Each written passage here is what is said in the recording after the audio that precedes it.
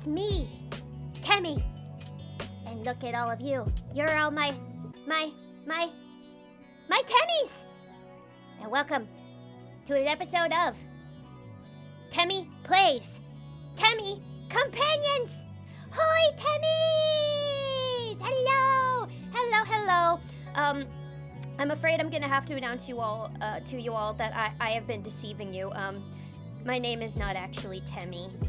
I'm really sorry. My name is Lilith. And you guys aren't Temmies either. You're the bunny cult. You're the bunny cult.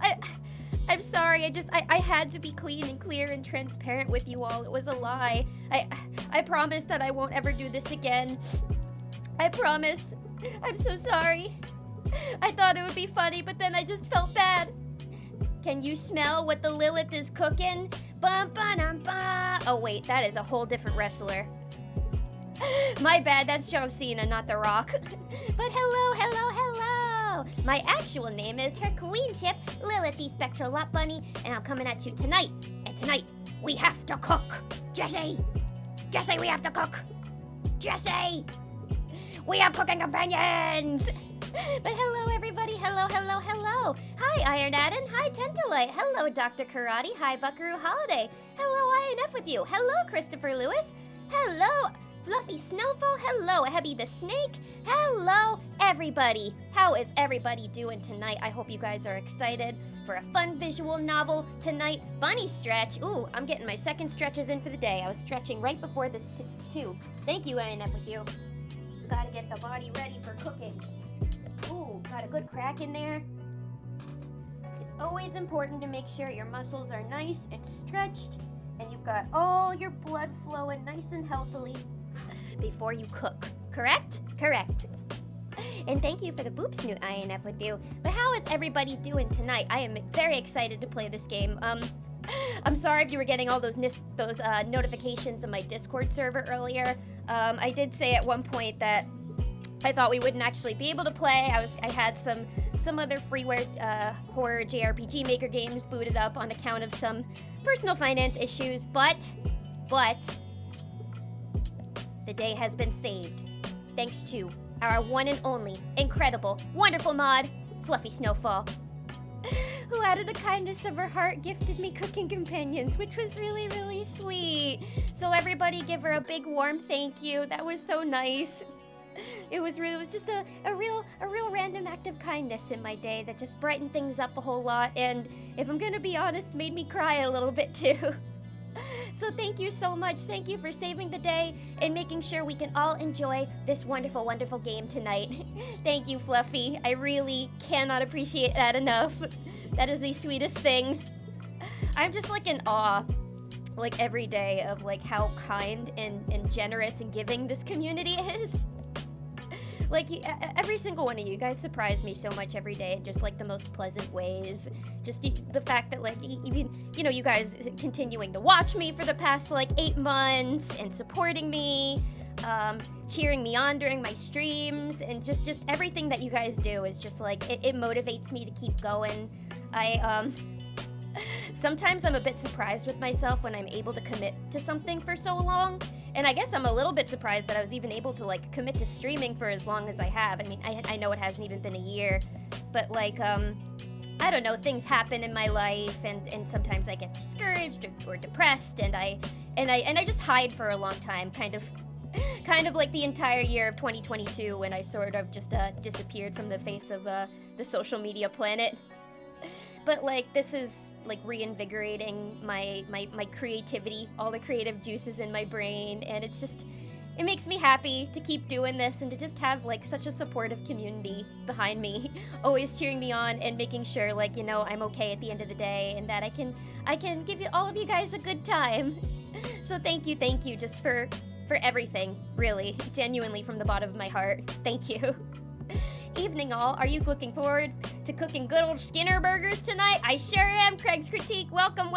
I hope you guys are ready for me to make an unforgettable luncheon. We're gonna have some steamed hams tonight. Steamed hams.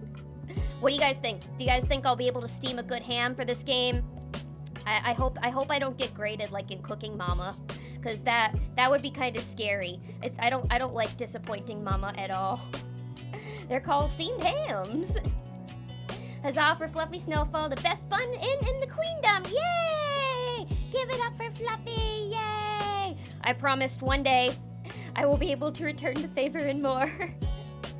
But yeah, I don't know, I've been a little open before about sometimes money can be a little bit of a struggle for me. But you know, I'm still working hard. I'm not just sitting on my butt. So I'm confident that one day I'll be able to get out of this and be comfortable one day and get all the work in the world. But until then, just thank you guys so much for your continued undying support, or should I say undying support, because I'm doing a run through of Undertale on stream. Get it? I'm gonna slow myself down for a second. I get overwhelmed in the best way. It's a regional dialect from upstate New York. Really? I'm from Utica, and I never heard of steamed hams before. You live in Expensiville, it's okay. Yeah, that's true too. It's also the place I live as well is also just, you know, costs money to breathe here. And I know the easy solution could just be like, well, Lilith, you could always live somewhere cheaper in the world. But it's like, I don't know. I like being close to my family, and I've also just always, like, you know, dreamed of living here. And I love life enough to struggle for it.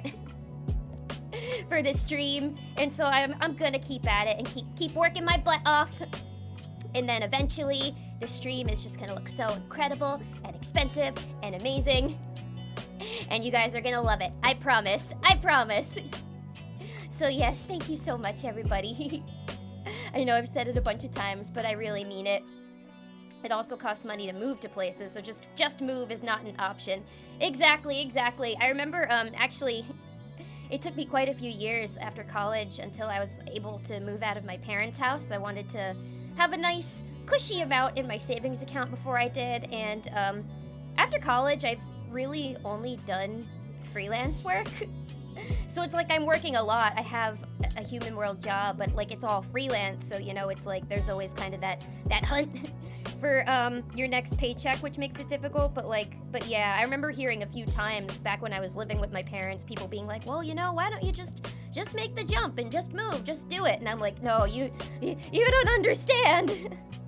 It's not exactly an easy jump for me. Especially with all of my, you know, executive dysfunctions up here in the Cognitiveville. But it's alright, I'm slowly learning and getting a little better with each day, and as I've told you guys, I've been feeling very motivated, applying myself to a bunch of new things.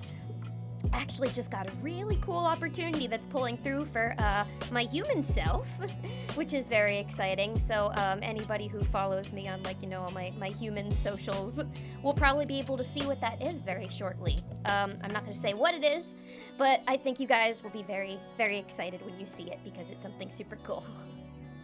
But yeah, anyway, back to Lilith's World. How are all of you guys doing? Has everybody been having a good week?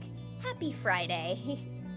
Does everybody have some fun weekend plans? We all relaxing, chilling, going to do things. I just have plans for relaxing this weekend. I don't want to do anything crazy. I've been saying tomorrow all I want to do is just plant myself on the goddamn couch and watch Pranos.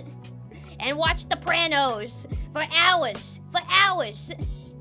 I've been watching too much Pranos because in conversation, I just, like, I don't know, I'll be petting my cat and I'll just be like, oh yeah, that's a fucking cute cat right there. That's a fucking cute kitty cat. I just wanna pet your little fucking head right there, your little fucking baby head. You're so goddamn cute. Maron. But yeah, that's my weekend plan. And also, my other weekend plan is the Sunday stream, which I hope you're all ready for. Also, quick reminder to you all that you have a little bit more time to submit to the Cursed Pokemon Fusion tier list, which will be on Sunday. There is a link to it on the Discord server. There's a link to it on my Twitter. I'll probably be promoting it one more time tomorrow. I think we'll close it by the end of Saturday night, and then Sunday I will get through as many of these submissions as I can. Right now, I think I have enough so where everybody will be able to have a submission on there, which is good, very good. So yeah, keep them coming for sure, because I wanna get through a lot of these. I wanna see some cursed shit. I wanna be disturbed, intrigued, and I kind of want to puke a little bit. Only a little bit, not a lot. Just enough where it, like, you know, doesn't get outside my mouth and I'm able to, like, swallow it again, you know? Like that. That's the amount that I want to puke when I see these fusions. You guys know what I mean. You know what I fucking mean. Gonna see Gran Turismo tomorrow and new moving seats. Let's see if it's like a roller coaster. Wait, Iron Adam, what is a moving seat? Is that like a new type of immersive movie theater experience? Like where you go see an action movie and the seats like shake along with you while you're watching it if it's like a crazy movie?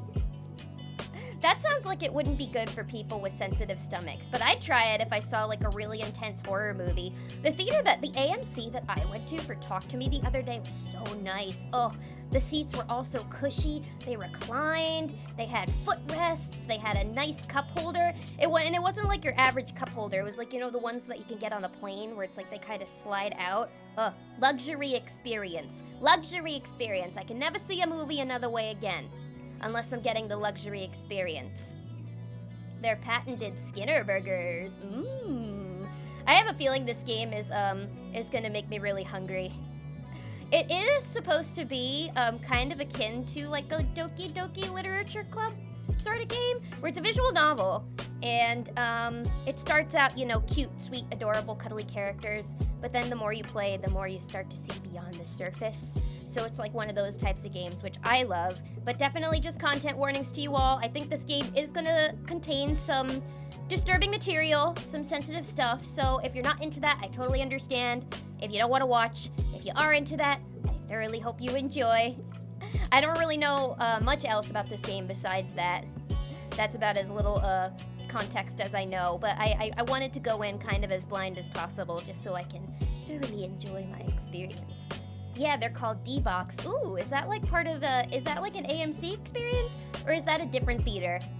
Because nowadays, I'm kind of just an AMC kind of girl. I don't know, I love the experience of the AMC. If my movie doesn't start with Nicole Kidman doing her little speech beforehand, then I feel like I'm not getting the full experience, you know? Although the last time when I saw Talk to Me and I listened to her speech, at the very end of it, I turned to my friend and I was like, she sounds more British than usual this time. Maybe they had her refilm some things and she thickened her accent a little bit. My friend thinks that she fakes her accent, but I don't know. Could be real, could be not. Maybe she was just enhancing it. I've tried the D-Box seats. I was not a fan. Uh-oh! You didn't like the D-Box seats? I've definitely never tried anything like that before. There was one museum I went to. It was a museum of sex, actually. I went to that a couple years ago. And that's like an immersive museum. And it was actually pretty fun. But there was this one exhibit where or I guess if you could call it that, where it was supposed to be like a immersive bear with me here, bear with me. It's supposed to be like an immersive like orgy experience, I guess. I don't have any experience in that, so I didn't really know what I was expecting, but it was weird. It was like you sit in your seats and then you watch like a little movie, and then there's just like all this like stimuli happening around you. Like the movie was really weird and abstract, and there's all this stuff like all these people, I guess, rubbing up on each other and weird things rubbing on each other. But the seats start shaking, kind of like the D-Box seats, I guess. And then at the very end, you like get sprayed with a little bit of water, and it was really weird. It was very weird, but it was like kind of fun. But I do remember the seats shaking in that, which was a very bizarre experience for sure. So maybe it's kind of similar to the D-Box seats. I don't know. You tell me if the D-Box seats end up being anything like the immersive orgy experience at the sex museum. D-Box, more like D's nuts. Haha, got him. Got him. Nice one. Good one. Hi, Art, frankly. I mean, it did kind of feel like I was watching abstract art, because like what they showed, they didn't show people like having sex or anything on the screen. It was more like a weird abstract art piece that I was watching. But there was like weird music in the background and people going, oh. It was kind of creepy. It sort of sounded like they were like crying or something. I don't know. If anybody else has ever been to the sex museum and saw that exhibit, maybe you can attest to that and see if that was the same experience that you got. But yeah, I guess high art is maybe one way of putting it, I suppose. I don't know.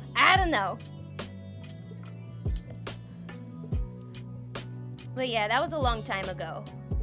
They probably changed up some of the exhibits since then. I don't know. There's so many different so many different weird museums in New York City now. A lot of fun ones though. I went to the Broadway Museum recently, and that was really cool because I'm like, I don't know, I got a weird soft spot for theater kids, and I grew up going to a lot of like Broadway shows because my parents just like really did a good job of immersing me in the arts because they knew that was what I was interested in. So like seeing the whole history of Broadway was like super cool. And there were also some immersive parts of that too, like little thing, you could touch things there. You could like sit on some of the props. It was pretty cool. I didn't think it added anything to my film experience, and it just distracted me from enjoying the film I saw. Although maybe a film like Gran Turismo would work better for it being a racing film. That's a really good point. That could be seen as kind of like distracting, I guess, when you're just trying to watch a movie. Or it's like, what if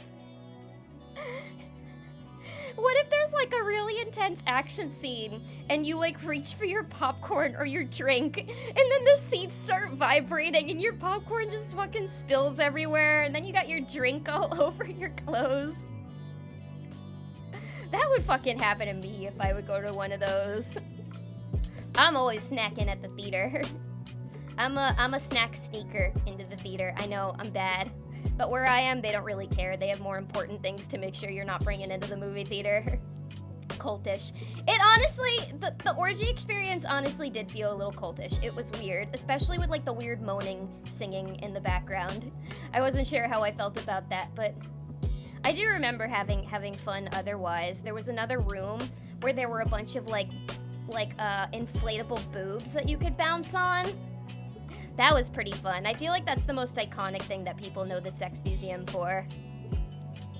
Yeah, I was gonna try it for Blue Beetle, but thought it better for Gran Turismo. Yeah, I mean, for a racing film, I think that could be really fun. If you want to feel like you're in like Fast and Furious or something, or like Mad Max, I think that would be a really good reason to get the D-Box seat. Just, I don't know, it makes it more immersive. Makes you feel like you're there, like in the passenger seat with them, right? Hey, hi Jen, how you doing? Hello. Hope you're having a great night. Happy Friday. I saw a horror film, and there were moments where it simulated as though someone was kicking my chair. Wasn't a fan. Oh, I would hate that. I've been to enough movies and plane rides where people have been kicking my chair, and that's the worst. I get dizzy pretty easily, so I wouldn't like that. That sucks.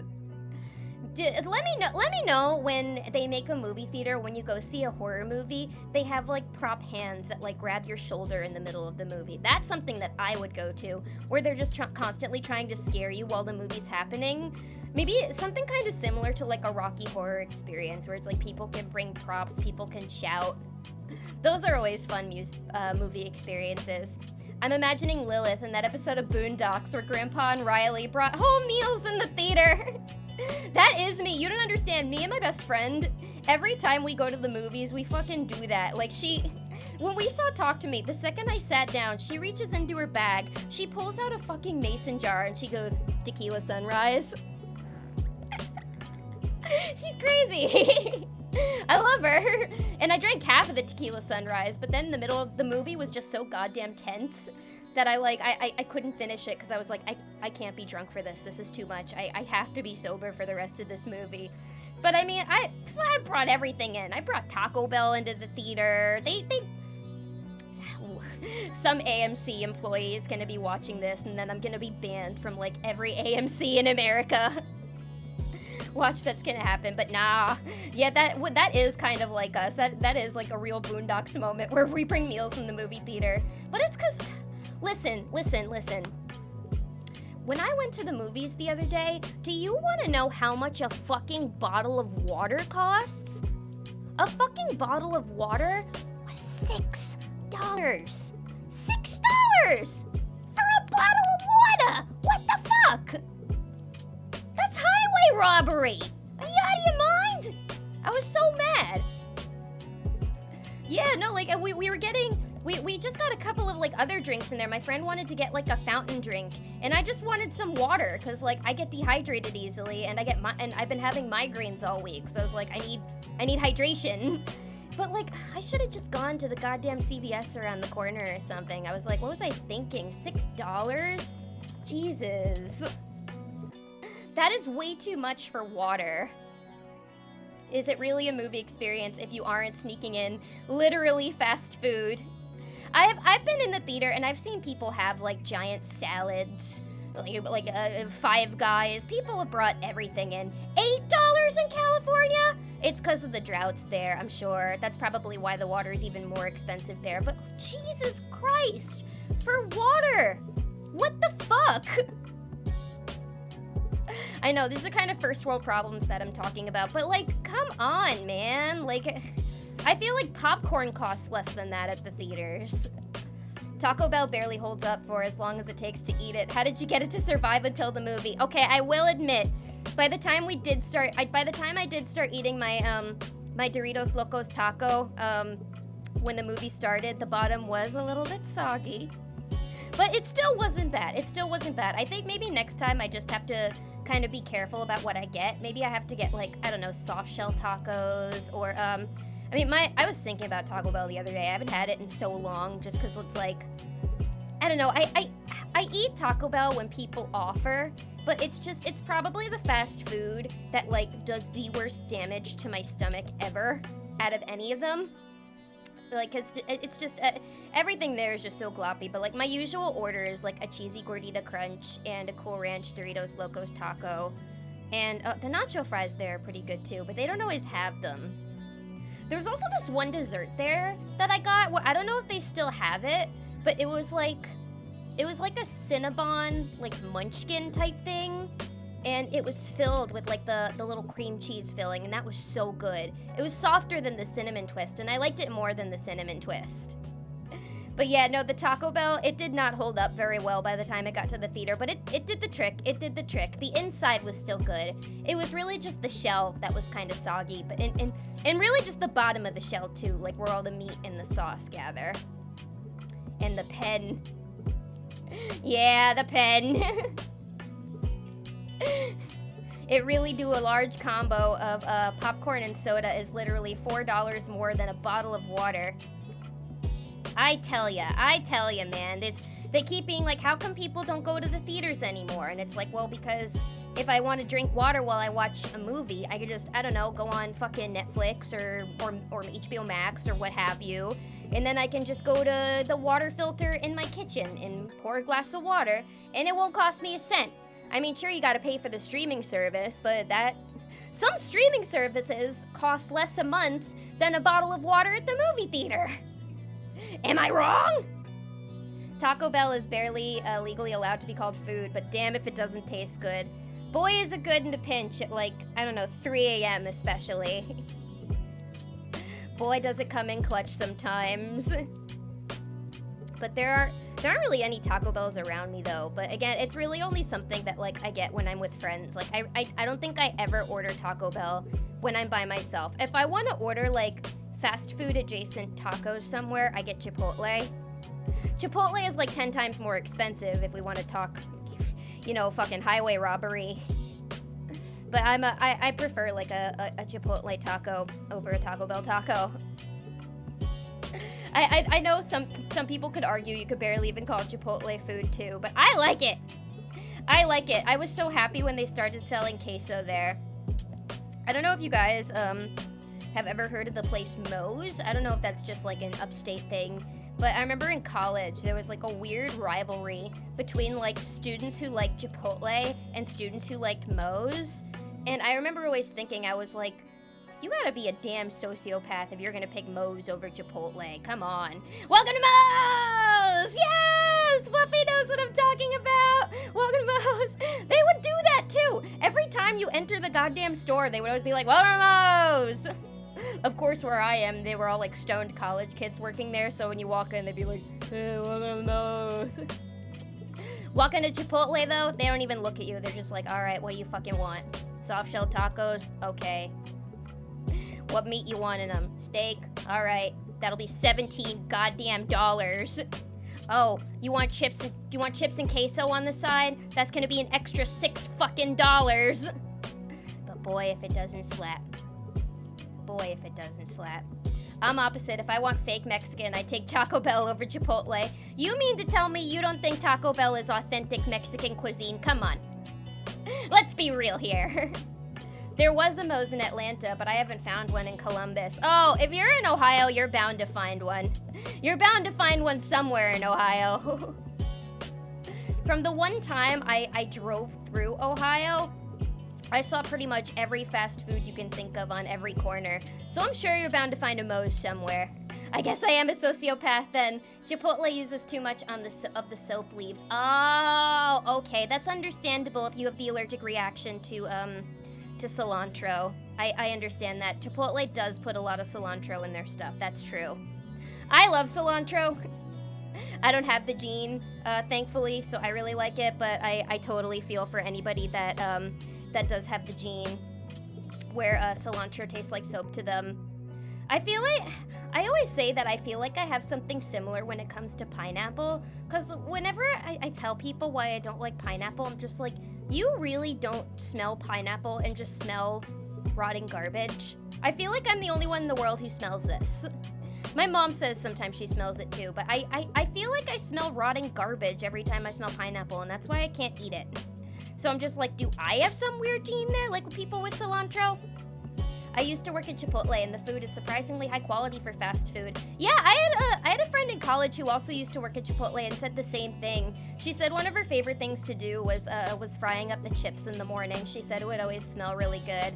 I do know that Chipotle is supposed to be a little more high quality than some other places, or they at least like do more like free range with like their animals.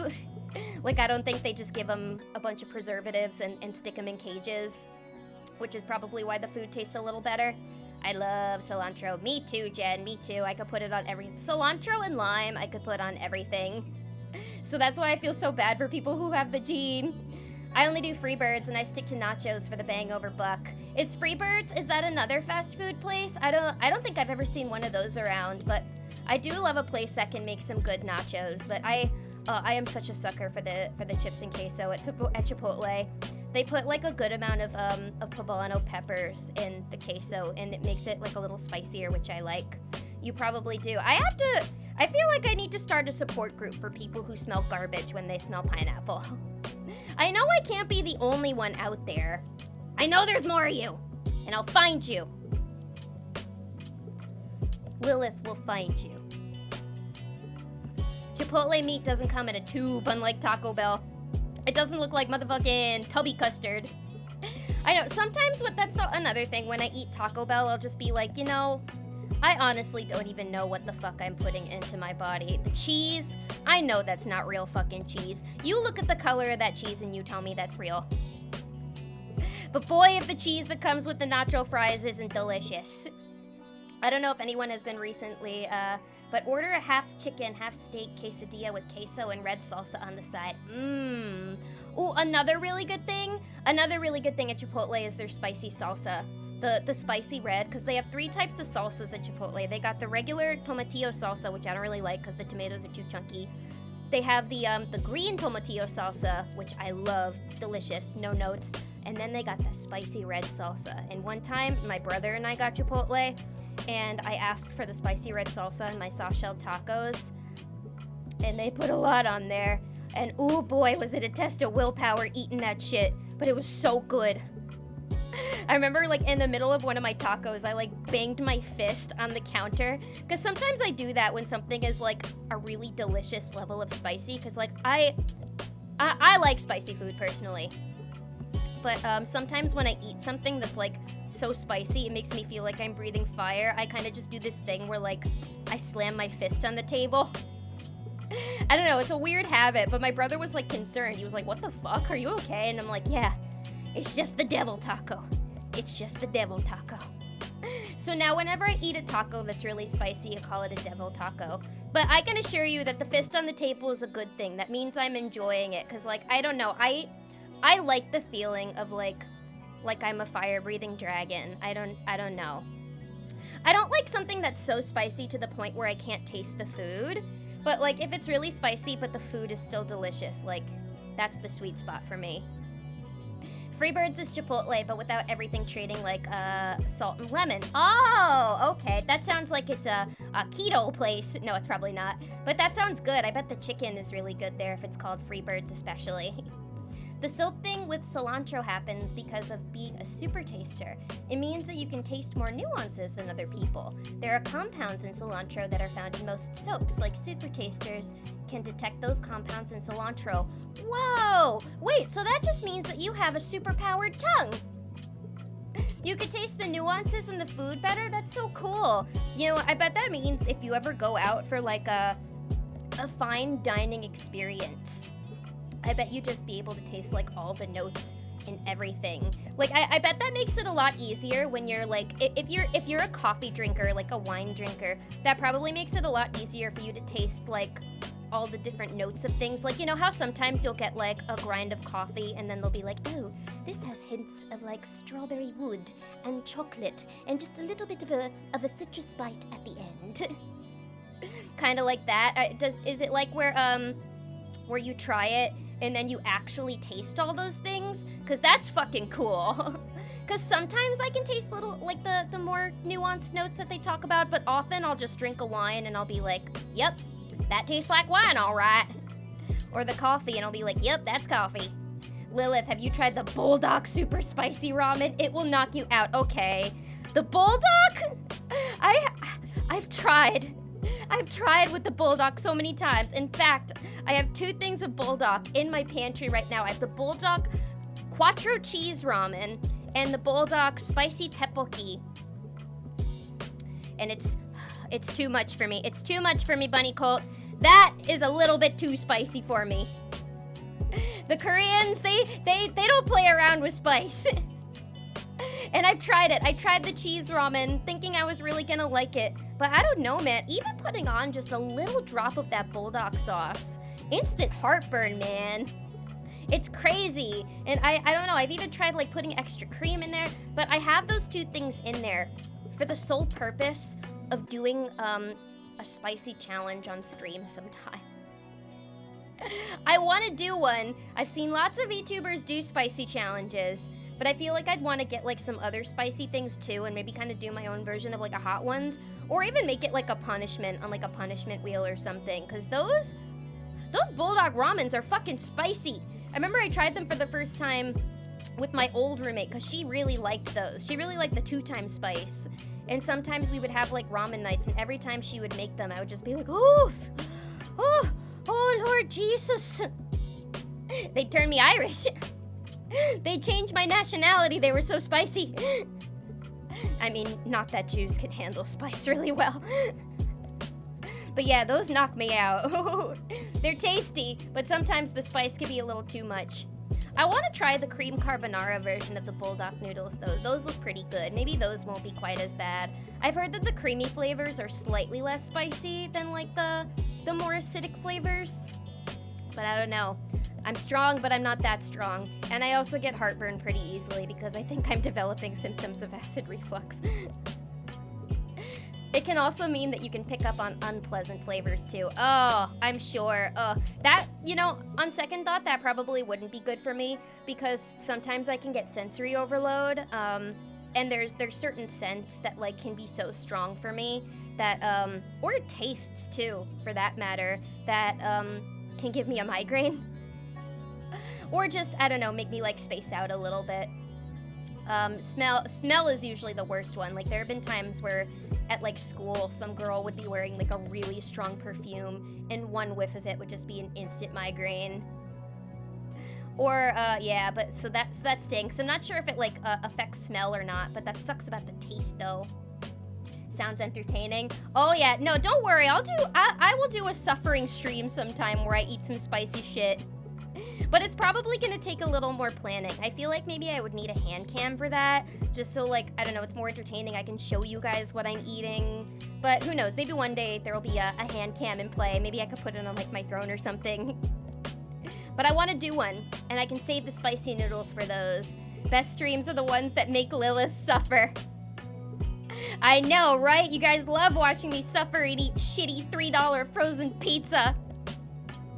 Honestly, the frozen pizza, if I can get through the shitty $3 frozen pizza, I can probably get through anything. My dream one day is to be invited onto another VTuber's Hot Ones stream. I feel like that would be really fun. I feel like I'm one of those people that'll be like, oh yeah, if I was on Hot Ones, I would be able to get really far. I bet I can do it. But then probably by the end, I would be like snorting milk through my nose. That would probably end up being me, but it's alright, don't worry. There will be more streams where I suffer for your entertainment because I know that's what people like to watch the most on Twitch. And I'm also a little bit of a masochist who sometimes enjoys pain, but that's another story. I never had one, but I'm told it's sweet, not spicy. I don't know if I'm being tricked into this. The bulldog noodles? No, the ones that I've all tried, none of them have been fucking sweet. They haven't been sweet at all. Nothing but spice, nothing but inhaling, just mountains of chili peppers. Yeah, like, I There was one time I was visiting my friends, and they lived really close to a Thai restaurant. And this was one of those Thai restaurants where everything was like made to order. And so that meant that each day, the spice level could be a little different. And you wouldn't really know what you're getting. And if you guys know anything about Thai people, well, if Koreans don't play around about spice, Thai people definitely don't play around about spice. And so we all ordered our food, and I ordered some pad thai, and they asked me what spice level I wanted, and I was like, all right, I want a safe 2. Gonna get a safe 2, so it's gonna be pretty spicy, but it won't be so overwhelmingly so. And my friend decided that day they were gonna feel a little high and mighty, and they ordered I think a curry dish, and they were like, oh, I want spice level 3. And the person on the phone was like, you sure about that? Are you sure? And my friend was like, oh yeah, no, I'm sure. I'm sure. I mean business. I mean it. And they were like, oh, are you absolutely sure? Made to order. It's gonna be spicy. But they were like, yep, absolutely, definitely. They were like, okay. And when they hung up the phone, I'm sure the first thing they must have said to each other was, let's get these white people. And we get the food. And my food was delicious, but my friend, they had their curry, and I think I must have seen steam coming out of their ears. And they were like, they couldn't do it. They were like, coconut milk, I need coconut milk. And we had to run to the store to buy coconut milk to put in their dish to cool it down. And yep, boy did they get humbled that day. And I felt bad. I laughed a little. I was like, you know what? They warned you. They warned you. That's why I got level 2. That's why I love Thai food. No, I love Thai food. Thai food is delicious. But yeah, I definitely don't want to fly too close to the sun, because, you know, the closer you get to the sun, the more likely it is it's going to melt your face off. But yeah, my friend definitely got humbled that night, and it was very funny to watch. You know you're an unofficial VTuber when the hand cam makes itself onto the schedule. Pro level VTubing, yes! I want to get the hand cam eventually. The thing is, I'm definitely gonna need a bigger desk to do that, because my desk is so small it can barely fit like my whole setup on it as is. But I want to get one, because I feel like it would be able to just open up even more possibilities of like different streams we can do. And I mean, what better stream for a hand cam than a spicy stream, right? You know? You know?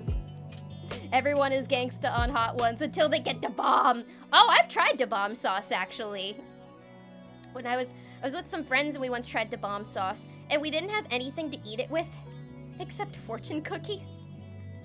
For some reason that friend just had a big pile of fortune cookies on a plate, and I tried it, and ooh, even with the fortune cookie, it was pretty hot. Ooh, it's pretty hot. I wasn't gangster that night, and I was very happy I only tried like maybe a the tiniest bit, like half a drop of this stuff. I don't think I would do more. I don't think I have the strength for that. Got him.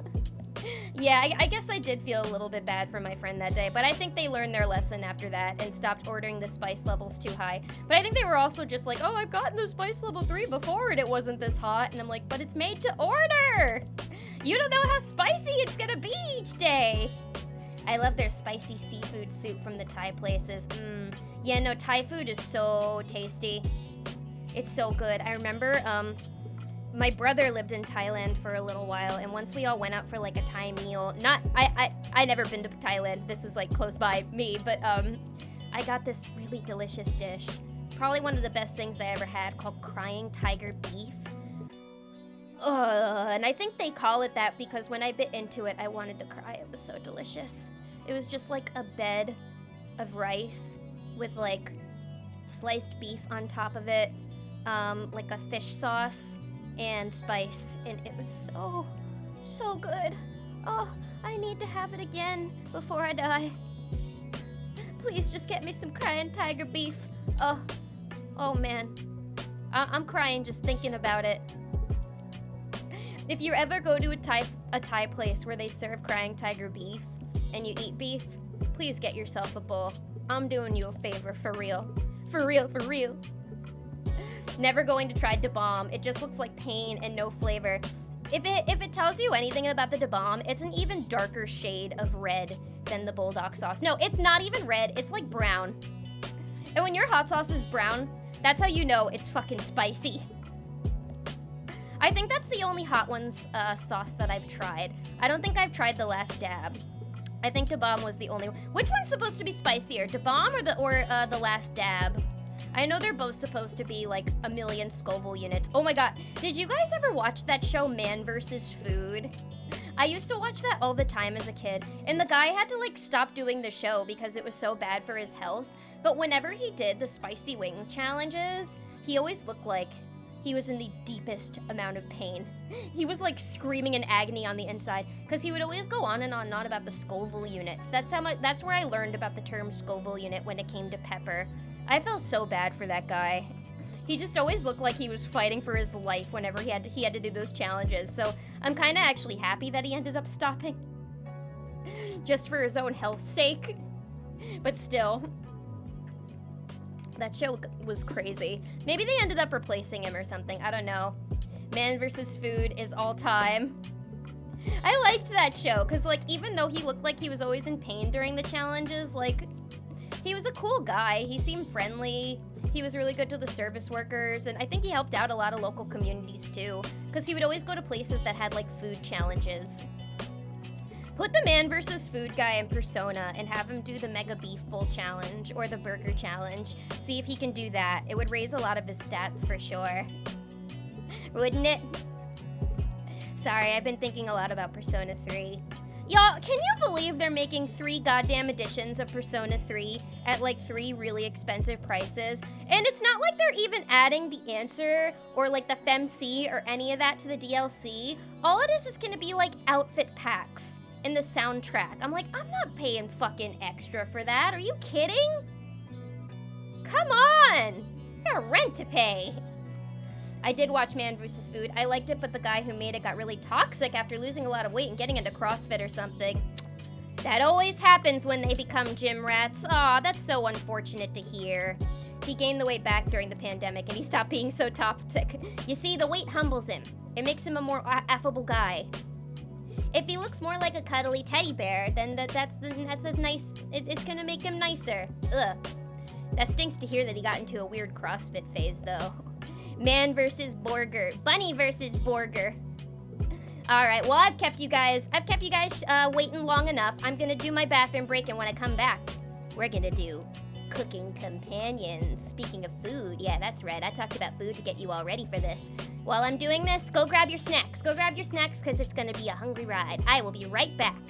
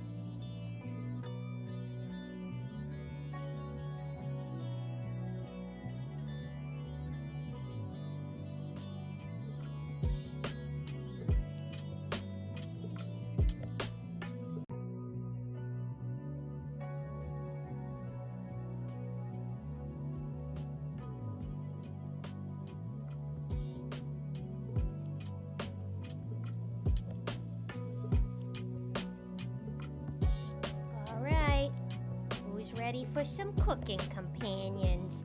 Hoi! We all got our snacks? We all got our snacks?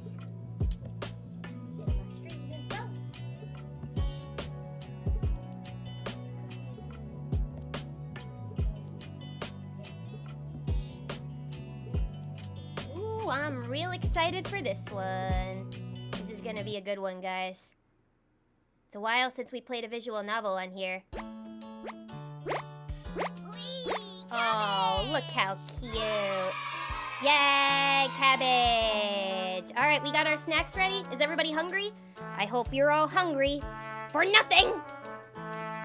No, I hope you're all hungry for a really cute, adorable, totally innocent, not disturbing, psychologically damaging game, right? Right? Time you out, I will never kneel to. Hey, what's with all these pineapple pizzas on here? I just told you how I feel about pineapple. Ugh. Chat. You guys are stinky. You guys smell so stinky. Oh, it's because you have those pineapples right there. I don't know. You guys are stinky. Stinky, stinky, stinky. But can we all see and hear the game okay? Looks like it's all good. So, we're gonna do this. Viva la revolution! No! I never thought you guys would try to assert me as queen. I never thought that would happen on my stream. You guys try to overthrow me. Revolution! Also, Little Beastman, thank you so much for the follow. Welcome to the Bunny Cult. Welcome, welcome on in. I appreciate that so much. This is gonna be a fun stream. Alright, let's get started. It does not have Monica in it, though. That's true. I'm gonna have to dock points for that. Oh, and that, the music just immediately stopped after that. What's wrong with her being queen? I don't see anything wrong. I am the queen. I am her queenship, in fact, and there is nothing wrong with that. Only good things. Also, Violet, thank you so much for the follow. Welcome, welcome to the Bunny Cult. Welcome on in. Hope you guys are excited. Just letting you know, this game is not suitable for children or those who are easily disturbed. Do you want to continue? This is where I tell if anybody in this chat is under 18, I'm sorry. This is not suitable for you. So, you have been warned. There will be some psychological stuff in this game. But I can handle it. Oh, these guys are cute. All right, we got Gregor here. Ewan McGregor? Sir Ewan McGregor? All right. He looks kind of gruff, so let's give him the... Let's get our voice acting on. Ugh, that walk was brutal, but this cabin is amazing. Full kitchen, running water. It really has everything. Anatoly. Oh no, the redhead is cute. Oh no, she's hot! She is really cute. Everybody here is pretty cute. We've got a very attractive cast. I sure hope nothing terrible happens to them. Hang on 1 second, let me see. Is this controller compatible, actually? Oh, it is. Excellent. Just what I wanted. I can't wait to... Ah! That's Mariah. Achoo! Achoo! Mommy, sorry. Mommy, sorry. Mommy. Oh no, am I gonna have to get a spray bottle for chat? Is everybody here simping the redhead? Naughty, naughty. I'm sorry, everyone. It must be the dust. Get those allergies under control, Mariah. Well, just letting you know, her name is Karen. Or is it Karen? Actually, I think it's Karen. So, we won't dock points for Karen. Mommy, sorry. Mommy, sorry. She is Mommy, actually. Don't worry, guys. I'm sure with a little elbow grease, we can make this cabin shine. So, are you volunteering to clean, Gregor? No. Not many supplies here. Guess we'll have to go out and get what we need. I simp for Mariah. Mariah's really cute, too. She can murder me. Uh-oh, is that foreshadowing right there? Oh, boy. Oh, no, I think Mariah is me. The allergies? No, me too. Me too. My allergies are definitely gonna start acting up soon for sure. If there was a bunch of dust in this cabin, then I would be Mariah as well. Not many supplies here. Guess we'll have to go out to get what we need.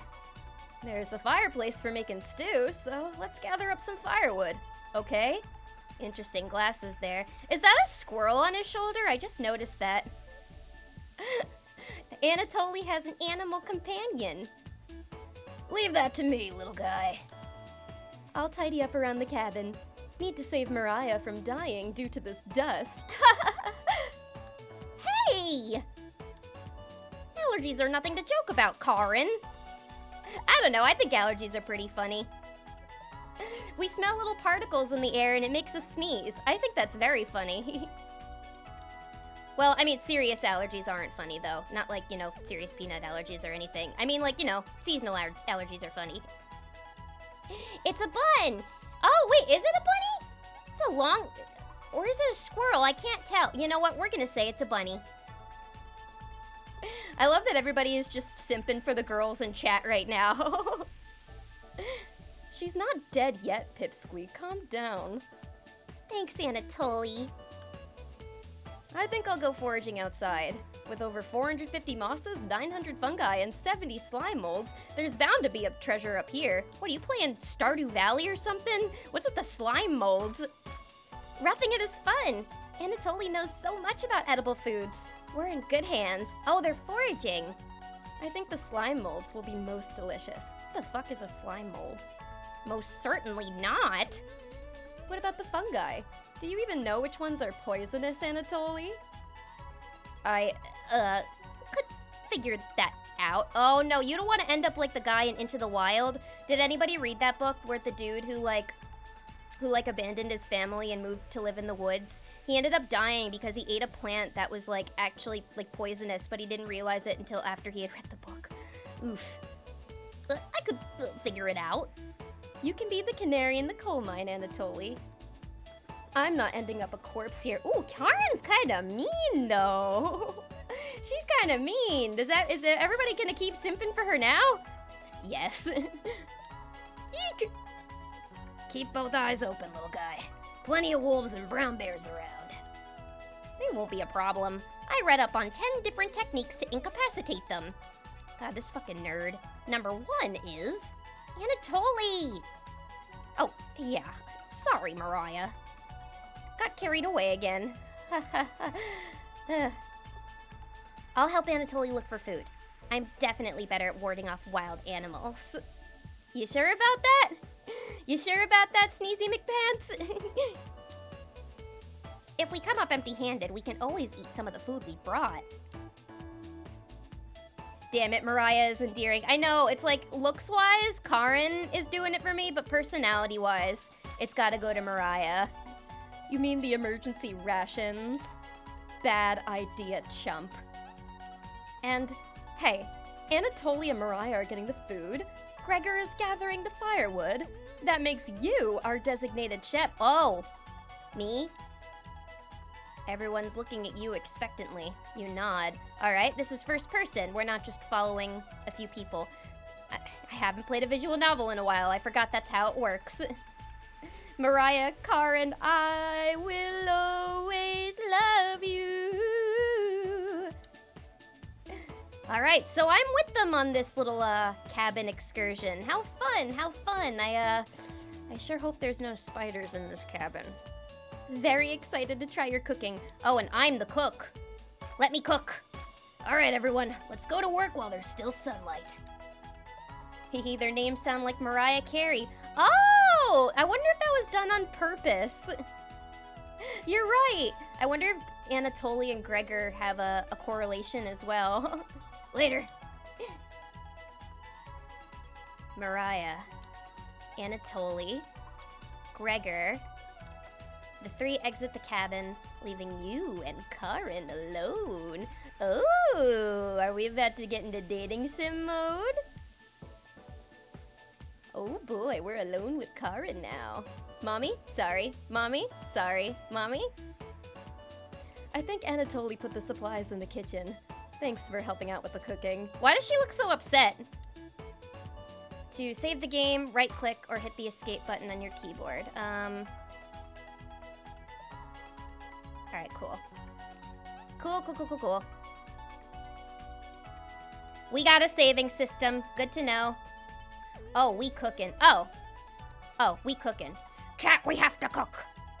We have to cook this meth, chat. What's the worst that can happen in a cabin in the woods with a group of friends? Well, if we're going by horror movie logic, I think, they're gonna become a found family.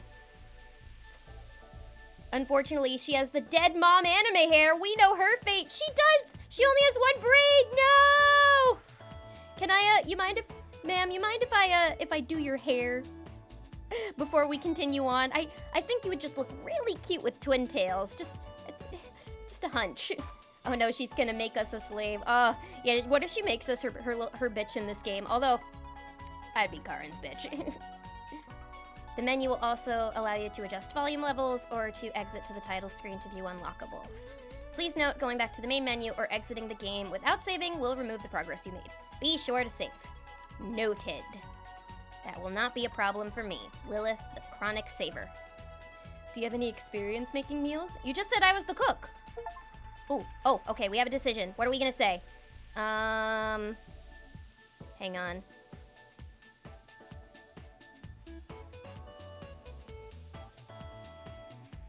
There. We're gonna do a few saves, just in case. Although, I don't know if, I don't know how many routes there are in this. I imagine there's gonna be multiple routes, like, what should we say? Do we say, of course? Probably not, I'm extremely lazy, or say nothing. You know, lazy? I want to say that we're a good cook. I wanna impress Karin here. Cabin in the woods, oh, cabin in the woods. We're 5 college students on our way to an old abandoned cabin in the woods.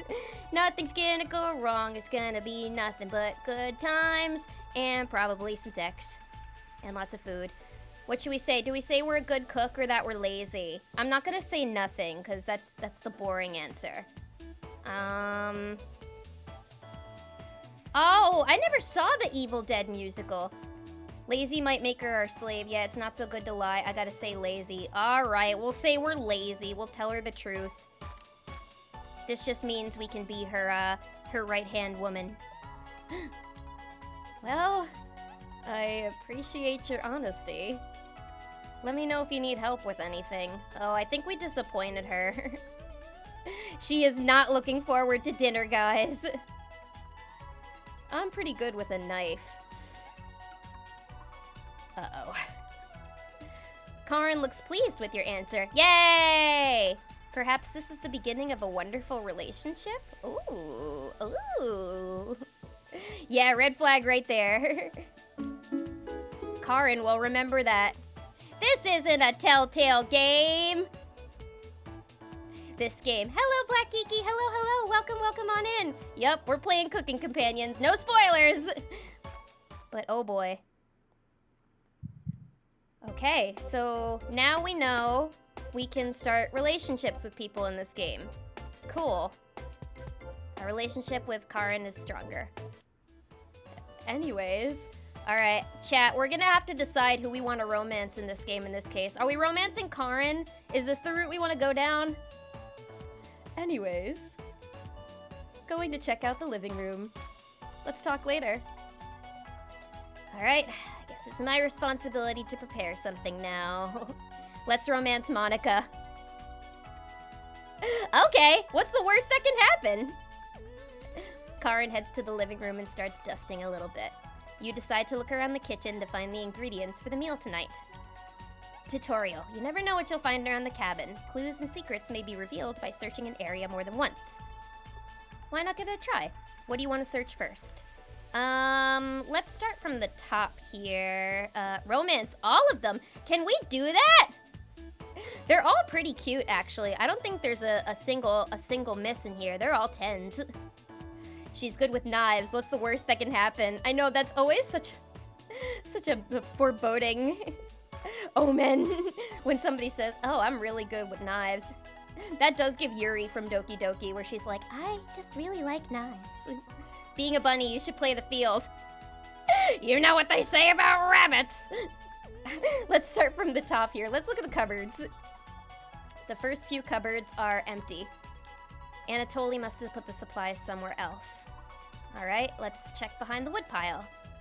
There's nothing but cobwebs back here. Oh, I don't like this cabin. Thankfully, no spiders. Alright, good. She is just like me. Now let's check the drawers. You check the drawers on the left. Anything? Just some dry knives.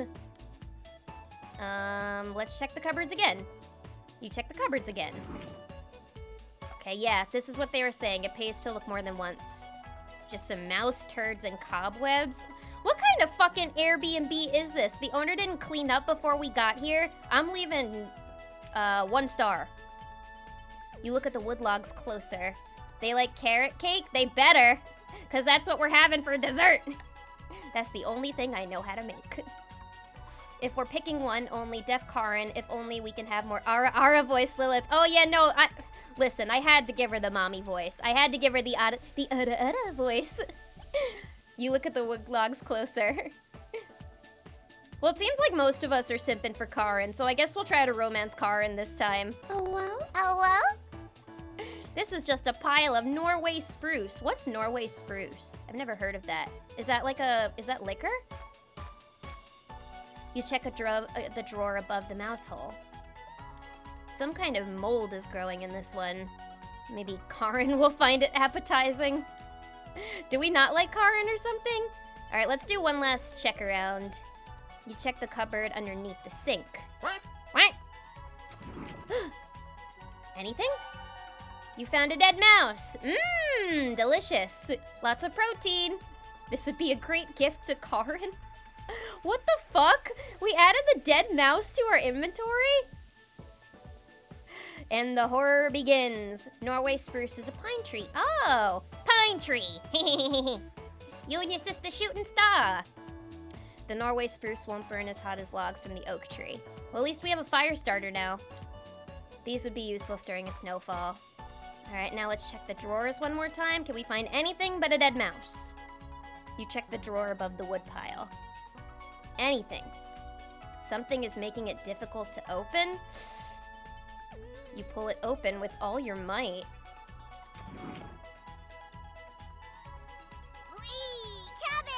Hoi! It's Temmie's! We got little Temmie vegetables right here! They're so cute! Dead mouse. No! Iron Mouse is... No. No, I don't even want to make that joke, actually. Twisted fire starter. True. No, we didn't find a dead mouse. We found a cute little iron mouse, happy and alive. And thriving. It's time! I'm gonna give them the Temmie voice. Hey, no killer tomato. Oh, we got an achievement for that. We found a Chompette captain. We found the Chompettes. Chompettes! Sound off! Never fear, Onion is here. Like my cousin Cornbread says, I'll rise to the occasion. That's me! Always Maui. Where's Maui? Potato? Monokuma cubs. I mean, the Chompettes, they are like the Mono cubs. Which one is Monotaro? Which one is, Monosuke? I fucking hated those Mono cubs, man. They were so annoying. Potato? But they were funny, though. They had their moments. Monokuma always made me laugh in those games. Cabbage stuffed me into this drawer. I have a feeling that later on in this game, Potato is gonna be a real one and he's gonna save us. I'm pretty sure this counts as kidnapping. We're the Chompettes! Oh, I like the voice acting. Why talk with those boring humans? All they have to give you is drama. Uh-oh, they're starting trouble already. Come chat with us instead. We'll share valuable recipes you can cook. Damn, I knew I shouldn't have taken those edibles before this camping trip. We'll share with you our secret Chompette recipes. Collect them all to become a 5-star chef. Tutorial. You can find unlocked recipes in the main menu under Extra. Be sure to save the game. To celebrate, here's your first card! Cabbage! Roasted eggplant with sesame and pomegranate. Meat-free. Ooh, that actually doesn't sound so bad. Evil food, evil food, evil food. I don't know. I think they're completely innocent. Look at them. Look at their cute little faces. They look like little pop figures. What's the worst these cute little foods can do? The veggies want to spill the tea. I know what you got for me. What can you tell me about my friends that I don't know? You know, this cabbage is speaking some truth. I've always been drawn to cabbage and lettuce and other green herbs, so maybe I ought to listen to this magic cabbage over here. Alright, let's save. Since we got that recipe. You unlocked your first recipe! Babbage! If you ever want to talk, just come to the drawer! Trumpet! Let's move out! Ooh, this is really gonna help me with my voice acting range. We got all different types of characters here. Cabbage rudely slams the door closed. You wonder if what you just saw was real.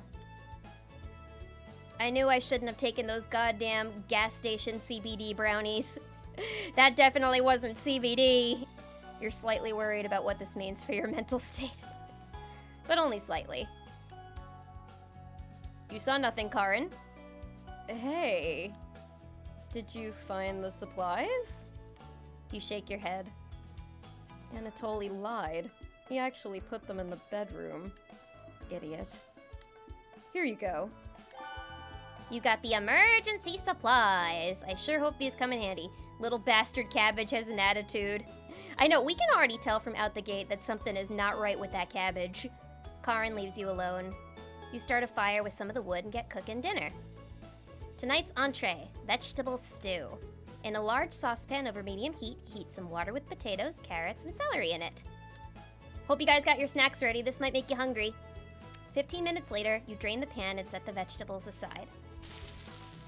Placing some butter in the saucepan, you melt it over medium heat. Throwing some chopped onions in, you cook it about 10 minutes. Are you guys writing this down? If anybody wants a good new recipe for vegetable stew, here it is, right here. Little, might be spoiled. I know, nobody finds it a little suspicious that there's just completely fresh vegetables in this old-ass cabin with cobwebs everywhere. The onions are tender and translucent. Perfect! You next mix in some flour, salt, pepper, and heavy cream into the saucepan, adding the vegetables into the mixture. This kind of reminds me, did anybody have that, what was that game called? I think it was called, like, Personal Trainer Cooking or something. It was a part of, like, the Personal Trainer, like, game line, and you actually had, like, real recipes in there that you could make. I remember I got that on my Nintendo DS when I was a kid, and my mom and I made, like, French onion soup from it, and it was really good. It was very easy to follow, too. It was cool that they made games that, like, taught kids how to want to, like, cook and do cool things. You next mix in some flour, salt, pepper, and heavy cream into the saucepan, adding the vegetables to the mixture. Hours pass. As does time. Ooh, I like this song. Maybe that's why the guy in the Avatar: The Last Airbender was so worried about his cabbages getting destroyed. He was trying to appease the Chompette. He was just a slave to the Chompette the whole time. No! Chompette has been around for generations. Cooking Mama? Oh, I had Cooking Mama too. I loved Cooking Mama, but that was definitely a little more like you had to cook with Mama. Also, the Cooking Mama game that I had was Cooking Mama 2. Cooking Mama 2, cooking with friends. We're back. More firewood than you'll ever need. We found some wild sorrel. Maybe tomorrow we'll have a bigger bounty. I think that's a type of mushroom. Anatoly's burying the lead. We saw a red deer. Mariah spotted it. Karin is not pleased. Yeah, that's great. Anyways, killed 17 spiders today while you were out looking for deer. Yeah! That should come as no surprise. There's over 160 species of spiders here. Don't tell me that! 160? Don't worry, Mariah. I'm sure they were all in the bathroom or something. No. Almost all of them were near the couch. It's like, I feel like the idea of a camping trip sounds really fun, but then when you remember, like, all the bugs that can get in the cabin, it kind of becomes less fun.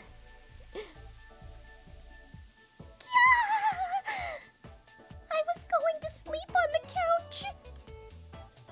That's where 16 of them were. Ew! I'm not sleeping on that couch then! And there's only 2 beds in the bedroom. Don't sweat it, Mariah. I can sleep anywhere, so I'll sleep in the rocking chair.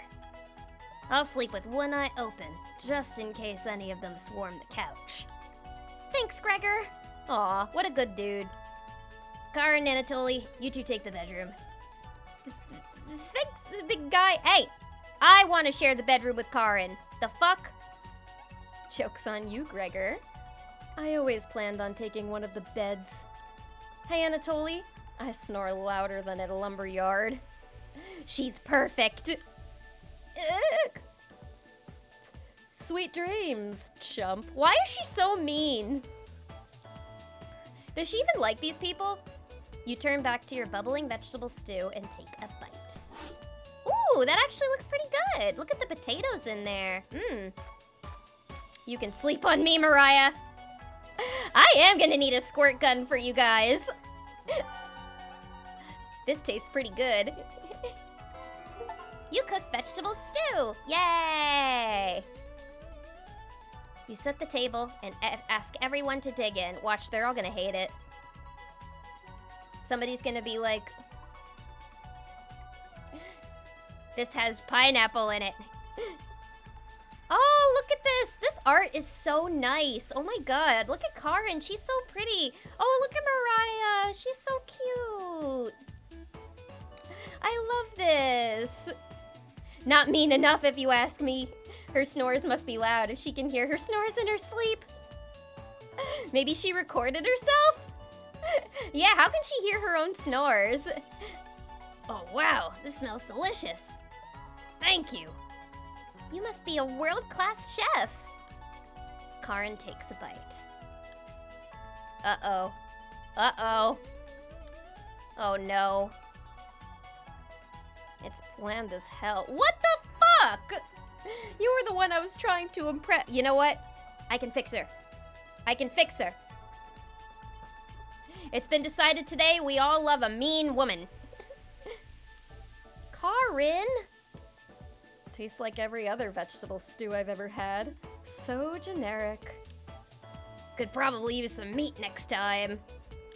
There's a spider in the... Yeah, that's the meat I put in there. You want some protein next time? All right, I'll sprinkle a little something extra in there for you next time, Karin. Just for you. Let me know if you taste a little crunch in there next time. Gross. For a side dish, we should bake some bread and utilize the Frangaria Vesca, also known as strawberries, for some jam. Nerd! Nobody cares, Pipsqueak. Everyone laughs at Karin's polite... You call that polite ribbing? I call that she's a bitch. How are we to improve if not for honesty? Yeah, she's not a bitch. She's just honest. She just keeps it 100. Nothing makes you happier than cooking a great meal for your friends. Maybe she was just joking around. Maybe she likes it. This could very well be the best day you ever had. You go to bed stuffed. I mean, that part with the talking vegetables was weird. Uh-oh. We got a system in play. I'm just gonna save real quick.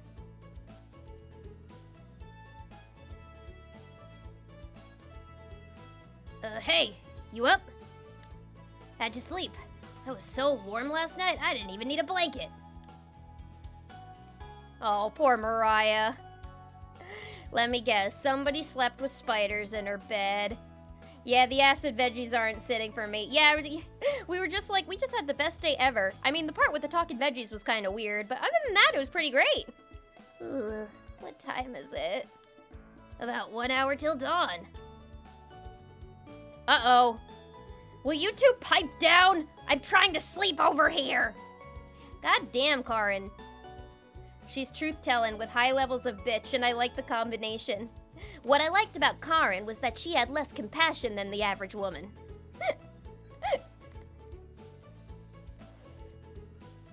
But no, this is just all this says is that we just want her to step on us. Gregor, the birds outside aren't making much noise yet. We didn't bring him any supplies, remember? Better to get a head start on gathering food. Why didn't we just bring a bunch of prepared food? Why are we foraging everything? That seems a little dangerous if we're this inexperienced. I honestly can't see the trees outside right now. Gregor! Did you see any spiders last night? There was a small one in the bathroom. Actually, I did see a centipede by the sink. Mariah turns a little pale. Karen's messing with you, Mariah. Cause nature. Yeah, no, it's the great outdoors. They want the full authentic experience. These guys aren't vacationers, they're travelers. Of course the simp would say that. Geez, have you ever seen a woman before? I've never talked to a woman in my life. I've never touched a titty, I admit it. Ah! I'm a loser. Let's find more than wild sorrel today. Ah! If you're lucky, little guy, maybe I'll teach you how to catch some wild brown trout, if you know what I mean. What's with you and meat, big guy? I like how they call each other big guy and little guy. That's really cute. Anatoly's herbalism book stated that there's many more species of plants to eat out there. Let's leave the fish alone. You know I'm not, into meat. That's a shame. I'd wake up early to go fishing. Cheer up, Colin. We'll get to observe the trout at the very least. Can't they make like separate meals? Like people who want meat can eat meat, and then they make like, I don't know, a vegetarian dish too? I feel like that's what like I do when I do like dinner parties with friends and things. Is like you make a meat dish and then you make a vegetable dish, so everybody has something to eat. You know, it's not that hard. Maybe we'll see more red deer today. That sounds like a waste of time, Gregor. Okay, yeah, nope, I'm too goody two-shoes to my core. Sorry, Craigs, I'm sure you've seen plenty of women before. OMG, Mariah's a vegetarian. She's perfect. She's so cute. I love Mariah. Haha. Maybe we'll find some blackthorn berries? I love blackthorn berries. Haha. We'll be back later. Can you watch our stuff today? How come I'm always the one that's confined to the cabin? Why can't I go out and forage? I've always wanted to learn how to mushroom forage. You nod. Thank you. Thanks. Karen, don't you want to stay with me? Don't steal anything, okay? You nod. Mariah, Anatoly, Gregor, and Karen leave the cabin with a hop, skip, and a jump in their step. Nah, all the same dish. I mean, you could always find like good meat substitutes, I guess. Like there's plenty of mushrooms that you can find in the forest that have kind of a meaty taste. Maybe you'll find some Nigel thornberries. Smashing. They'll find some Tim Curries too. We'll get some Nigel thornberries and we'll make a delicious Tim Curry. You're alone, but thankfully you have a drawer of chumpets to keep you company. We're actually going back to the talking vegetables. Each day you'll be asked to explore a different part of the cabin. You only get one choice, then the day will end. Choose wisely. What do you want to check out today? Should we talk with the chumpets again, or should we check out one of the rooms? What do you guys want to do? I'll love you more than anything, Mariah. You can have Mariah, and somebody here can have Karen. Nobody's simping over the boys? They're okay. The girls are definitely cuter. What do we want to do? Do we want to talk with the weird vegetables, or do we want to look at a room? Should we go into the basement? The basement could be fascinating. Maybe we'll find some weird shit in there. Where we want to go, chat? Should I eeny, meeny, miny, moe it? Or do we just talk with the vegetables? Suss out that cabbage. Alright, should we talk with the veggies? Alright, let's talk with the veggies. The boys seem fine, but I'm lesbiab. The girls are finer anyway. Alright, let's talk with the veggies. We could always look at some other rooms another day. Hello. Hello! You almost crapped yourself. Yes, banana. The other banana! The other Chompets are somewhere in the basement. So it's just us today. Oh, I guess depending where you go is where you can, will depend on what vegetables you talk to throughout the day. Basement, but that might give you an early kill. That's true. It could very well do that, and I don't want my luck to be bad just yet. So it's just us today. How about some fun cabbage facts? I mean, I got nothing better to do. You shake your head. Yeah. Right! Cabbage. Cabbage has 24 calories and 100 grams and is a great source of vitamins K and C. I didn't even know there was a vitamin K. Yes, banana. Purple cabbage has even more vitamin C than green cabbage. I like purple cabbage. I love cabbage personally. I love a good cabbage dish. I love kimchi. This is fascinating stuff. Maybe you should ask Anatoly why that is when he gets back. Globally, Russia eats the most cabbage. That I believe. Pretty cool, right? I should have been a scholar instead of a world-class comedian. Since you've been so patient, I will give you the Chompet secret recipe for Lebanese-style tabbouleh. Not your normal meal, but I think you enjoy. How do you expect us to make Lebanese-style tabbouleh with foraged ingredients? Where the fuck are we supposed to get Lebanese spices around here? But I'll try it, I guess. The average cabbage can consume over 3 times its weight in human flesh. The average cabbage can consume over 3 times its weight in human flesh. Delicious! You're not sure. Tutorial. To check out the recipe, go to the main menu under the gallery. Be sure to save beforehand. Alright, let's save.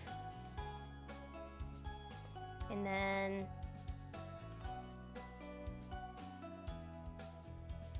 we can always look at these recipes. Actually, let's look at the recipes. I just saved. I just want to look at the recipes real quick. Extra. Oh, I don't think these are the recipes.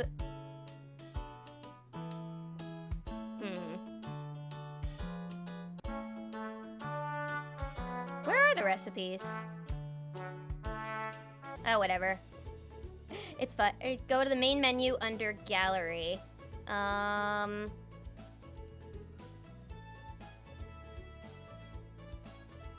me try that. Where's the gallery? I want to see the recipes. Extra. Oh, it's under here. Okay. Here. Oh, wait, they took actual pictures of the recipes. Look at that. Look, it comes with the recipes. That's what they meant. That's so cool. Look, they got a picture and everything. That's so cute. I love that they did that. Wow, so you can actually make these yourself after. That's so fucking cool.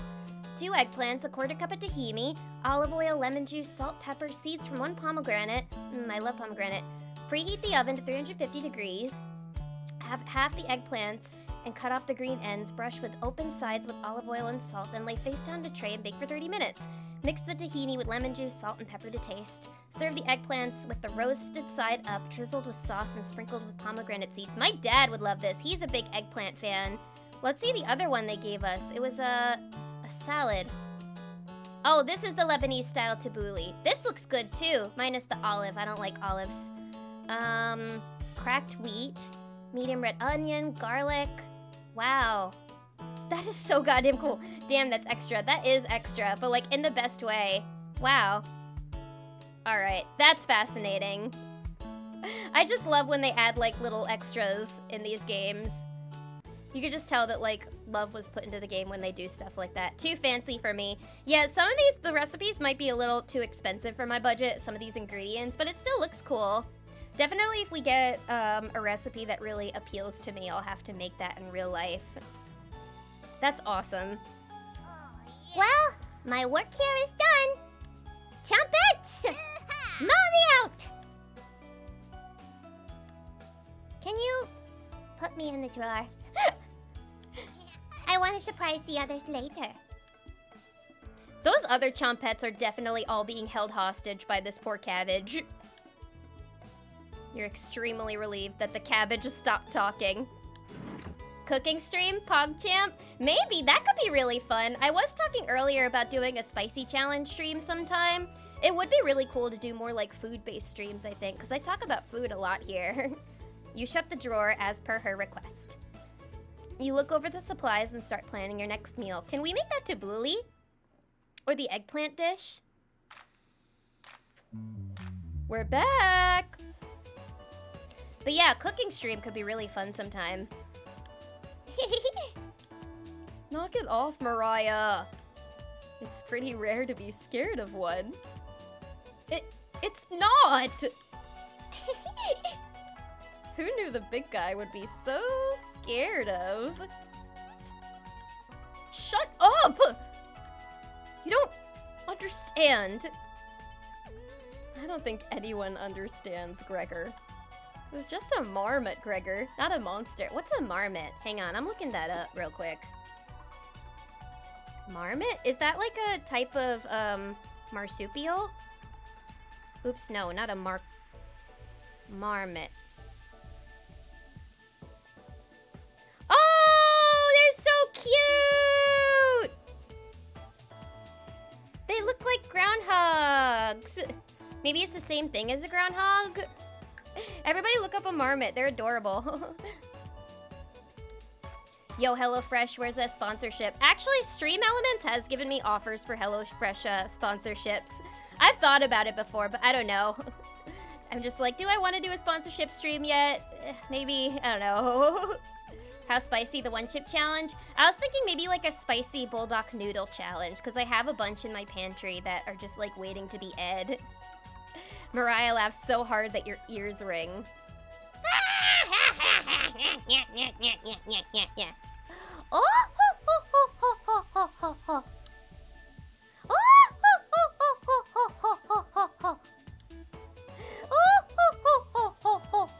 Trying to give her the Ojo laugh. Tears are rolling down Mariah's cheeks. She's laughing so hard that she's about to hyperventilate. I think I'm probably the most like Mariah in this group. Aw, it's cute. Aren't they cute? Don't they have cute little teeth? Stop Mariah from hyperventilating? Is that an option? Nah, I think I'm gonna let her keep going.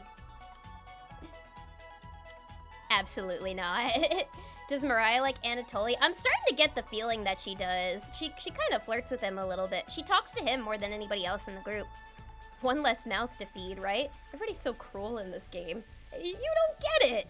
It's pretty personal. Then please explain, big guy. Gregor looks incredibly uncomfortable. Let's leave him alone. We found some raspberries and elderberries near the cabin. Your mother was a hamster and your father smelled of elderberries. Quite the selection of berries. We also found more wild sorrel. Is this going to be enough for a good meal? Everyone is looking at you for an answer. You decide to do an inventory of all available ingredients. It takes you a while, but you decide on your specialty. Cabbage rolls! Babbage rolls, oh. And I know just the cabbage who can help us make this dish. You first bring a large pot of water to boil. You let the cabbage leaves boil for 2 minutes, straining the pot into the sink. That's so cool that they like explain how to do the recipes. In a medium mixing bowl, you combine some cooked rice, onion, and egg, salt and pepper, along with some tomato sauce. You use your hands to mix thoroughly, and decide to wash your hands after it won't come off. Dividing the rice mixture evenly between the cabbage leaves, you then roll them up and tie a string around them so they stay in one piece. You place the cabbage rolls in a large skillet over medium heat, pouring the rest of the tomato mixture over the top. Ooh, immersive. Covering it, You bring it to a boil.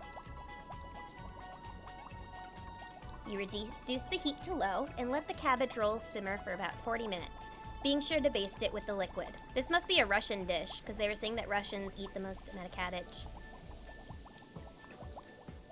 Dot dot dot. That sounds pretty good. That actually does sound pretty good. All these recipes don't sound that bad.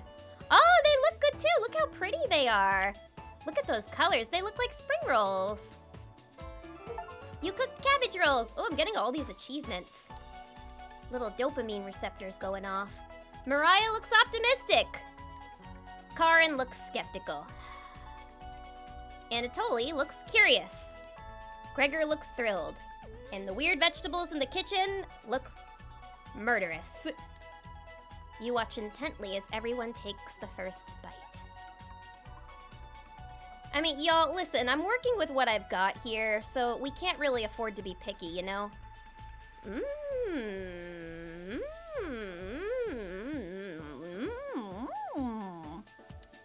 That's pretty darn good. Yay! We did it, guys! We did it! We're gonna get to touch Karin's titties tonight. Wow, I could eat this whole batch by myself. I think the vegetable stew tasted better, but I'm loving how tender the cabbage is. The sauce is pretty red. Did you use fresh tomatoes for it? I used my blood. We're eating blood soup tonight! That really adds to it. Spoon some of the liquid on top of it. You'll thank me later. I wish this model could wink, because I just did myself there. Base Lilith. Listen, you guys are turning me into a degenerate today. The second we all saw Karin, everybody was like, Mommy? So I gotta feed off of that. Incredible. It's definitely growing on me. Thanks again for cooking. This really was something special. Let's replace Karin with Mariah. In what context are we talking about here? Has it touching Mariah's titties instead? Maybe I'll get lucky with both of them, and we'll be in a happy little polycule together. Everyone leaves the dishes behind for you to do. With Not happening. Nuh-uh. Come on. I had to do all the work today. You guys may have gone foraging, but I cooked, so you guys have to clean. It's only fair. Settle in and go to bed. Everyone goes to bed full. Full bellies. Happy brains. Tomorrow will be another great day. Alright, when we get into the horror, that's what I want to see. This fluffy stuff is cute, but I'm ready to get scared.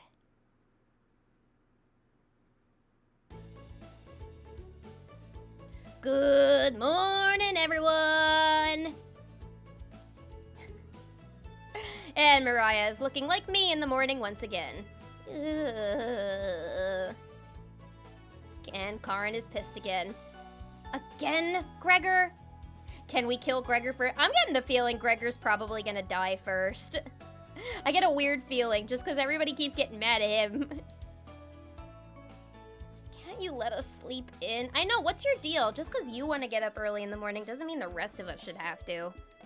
Not today. Why? Storm clouds are gathering outside. We need to find some food before it begins to downpour. Gregor, you're overreacting. Why would we plan a camping trip when there's supposed to be a rainstorm? These dumb college kids. We have enough food to last us a while.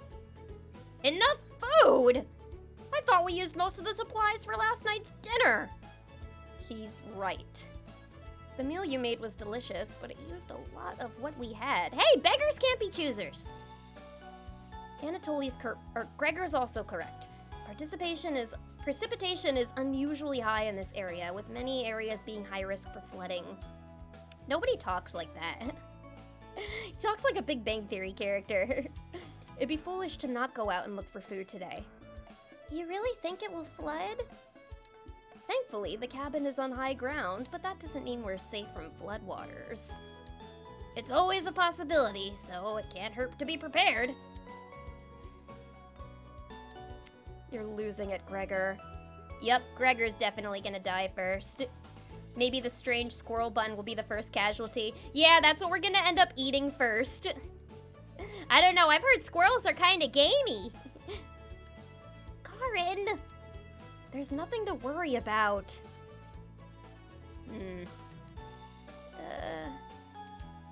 I think Gregor's right, Karin. Huh? It won't hurt to prepare for the worst. I think she's right, Karin. Fail to prepare, prepare to fail. That's actually a good motto. Anatoly. Let's go out and prepare for the storm. Foraging should be key priority today. There are plenty of edible foods, and it has better odds than trying to hunt. Give me a few minutes, and I'll plot out a route on paper. Let me help, little guy. Why do I have a weird feeling that, Mariah's probably gonna end up eating meat later. I have a weird feeling that she's gonna. Anatoly and Gregor head to the bedroom to consult the map. Mariah and Karin are still hanging around. Ooh. Tutorial. Unfortunately, in life, you can't make everyone happy. When given a choice to speak to a character, choose wisely. You can only select one of them. Try to max out your bond with certain characters for unique dialogue and scenarios. Which one would you like to talk to? Mariah or Karin? I don't know. I kind of want to do Karin first, personally, because we've already started a bit of a relationship with her. But we have... Hang on, actually, let's save. Yeah, we'll save right here. So that way we can go back later. Yeah, let's... do we want to do a chat poll? Do we want to do Mariah or Karin here?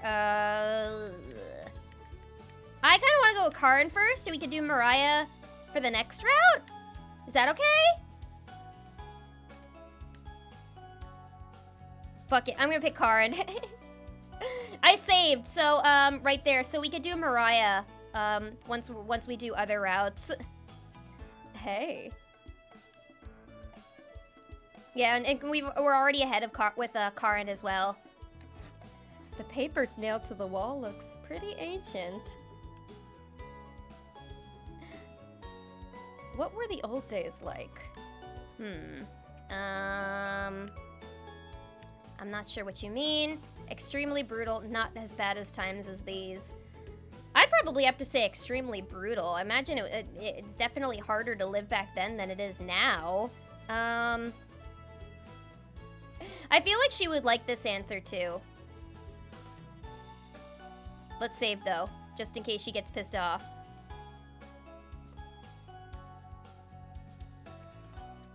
Extremely brutal. Oh, really? You'll have to share the details with me later. Okay. Oh, she liked that! Karin will not be able to stomach your stories. But you still agree you'll tell her the details later. Karin will definitely remember that. Oh, I think I picked the right choice. Good. Your relationship is stronger. Yay! Maybe this means that, like, she'll save us later at some point. I don't know. But she was happy. You hear a shout from the other room. Gregor and Anatoly come back from their meeting. Gregor is blushing slightly. Yeah, because she can stab. Yeah, it might also be better to have Karin on our side when the going gets tough later on, you know? Hey, can you cook something while we're out? Fine, since I have to do everything around here. Always gotta do the fucking cooking. You do the cooking tonight. You nod. Thank you. Alright, everyone. We have a route now. Let's beat those rain clouds. The group leaves, determined as ever. You have the cabin all to yourself. What the fuck? Huh? Huh? What's that noise? Sounds like it's coming from the kitchen. Huh? radio? What's going on with that radio? You didn't even notice it on the ground when you walked in. Did somebody leave this radio here? It looks newer than anything you've seen before. Seems to be broken. Better hold on to this. You got the strange radio. Spooky time. Things are about to get spooky. Uh-oh, spooky. You can go for Karin. Mariah is mine. All right, you can have Mariah. That's all right. I'll take Karin. I'll take the mean one. Before you cook dinner, what you check out? All right, well, we already have been in the kitchen the past few times, so let's check out another room. Let's go to the bedroom today. I want to see what the bedroom looks like. Oh, cute. Is this where it goes? Dahmer party? I sure hope so. I hope this is where it turns around. That was a little spooky, the radio. I don't know who put that there. Poor Anatoly. Karin's snoring is so loud she even wakes you up sometimes. Well, she wasn't wrong about the snoring. Anatoly must be running on fumes. Just get earplugs. Would he have the courage to wake her up, though? I wouldn't. Probably not. You wait around for the others to return. That's it? Maybe I should have talked to the vegetables. Mariah's back early today. Hey. Oh, she doesn't look too good. Oh boy. The others are still looking for food outside. Anatoly found some more berries. What's wrong, girl? But nothing that will feed all of us. Please don't tell the others. Uh-oh, that is a bad sign. But I'm a little worried about our supplies. That's how it starts. Running out of rations. If the snoring is loud, earplugs don't work. That's actually true. Not speaking from experience or anything. I crunched the numbers and we don't have enough food, even with rationing to last if there's a big storm and we get stuck here. Maybe we should pack it up and go home then. Mariah seems disappointed in your inventory management. Can you try cooking with a little less this evening? You nod. Thank you. You've done a great job with meals so far. Ugh, why does she look kind of smug now? You're very sweet. Is Mariah blushing a little bit? I thought she liked Anatoly. She's so cute. Mariah will remember that. Damn, I didn't even make any choices. Alright, well now my relationship with Mariah is a little stronger.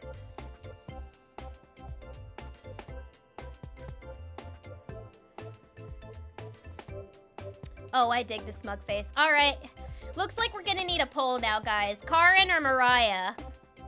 I mean, I'm gonna be going down the Karin route, but who's the best girl in this game? Our relationship is stronger. Maybe you can teach me to cook sometime? Okay, but for real, who thought, let's go to a cabin with no food? Right? Right? Why didn't they bring more fucking snacks? Or, I don't know, like, why didn't they make a grocery run and get, like, some cold cuts, some extra vegetables? Why did they seriously went into this with just vibes alone? You nod. Looking forward to it. Looking forward to it. Hey, you could hold cooking classes here someday. Rudely interrupting a tender moment, the others burst into the cabin. And Karin is pissed off as usual. Don't be so down, everyone. We got tons of good berries. Jam is so bland without any sugar. Whoever made the poll is evil. Oh boy. Who to smooch? Mariah, Karin, or Lilith? Me! Ah! Oh, lovely weather we're having today. Haha. I'm just gonna vote for Karin right here. Look at that, Karin's winning. Don't mind that last option. Ha ha ha ha. How did that get there? Jam is so bland without any sugar. Do you have any sugar? You shake your head sadly. We really came so unprepared. We're all gonna fucking eat each other. Yikes. Turn that frown upside down, Karin. Who knows what tomorrow will bring? I'm not smiling for you, Gregor. You missed out! The sunset was really tremendous on our way back. Hues of orange, even a little purple poking out. Red sky at night, sailor's delight, afternoon delight. Red sky in the morning, sailors take warning. So we can expect a sailor's delight tomorrow? That's awesome. You're such an optimist, big guy. We must have walked a few miles today. Gorgeous sights. You could even see snow tips on the mountains. Uh-oh. Everybody's getting a little hungry. That rumble sounded like a dying calf. You look from person to person, trying to determine who it was. My money's on Mariah. I would like to change my vote. I'm not gonna say who. Okay, keep your secrets then. It was definitely Mariah. Hey, where's my money? Mariah? I'd recognize that sound from anywhere. Ah! Guilty! Mariah looks embarrassed, but the group laughs at her honesty. Except for you. How are we gonna cook dinner for all these people tonight? You search your mind for something to say, but all you can think of is an old riddle. Those who have it do not want it. Those who have it least succeed. Those who have it for too long perish. When you feed it, it gets smaller. What am I? I don't know. Dust? Try again, big guy. What? What? I don't get it. Everyone is pondering the answer. Mariah's face lights up. I got it! Is it hunger? Correct! That is creepy as fuck. Why would you tell that to people? Kill Gregor, he has enough meat. True, he's the meatiest out of all of us, so I bet he would probably taste the best. I heard that human meat is supposed to taste most similar to pork. Don't ask how I know that. Yeah, I was going to guess that. So, what's on the menu tonight, chef? You! Bread and jam. You crush the berries in your small mortar and pestle, spreading it on some crusty bread. That looks good, but I don't think that's gonna be a very substantial meal. This is getting weird. This is getting weird. It's getting a little wacky. Gotta go sleep. Have fun with the rest of the stream, folks. Have a good sleep, Craig's Critique. Thanks for joining. Have a good night. We'll let you know how the rest of it goes. Better go outside and get some leaves. Yeah, there's edible leaves out there. I know everything is edible out there. You cooked raspberry jam and bread. Raspberry jam and bread. The bread's a little tough.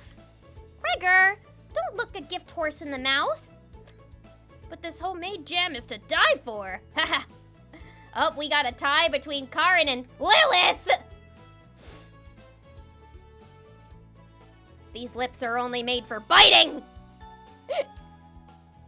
But I'm flattered. Sorry.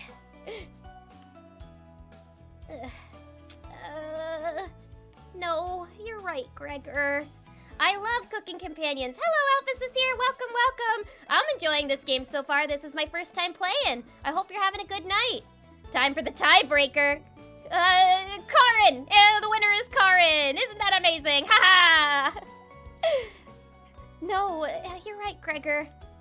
This bread stinks. Oh no, is it moldy? Mariah. Everybody laughs. You're not sure this could be called a meal. But it got the job done.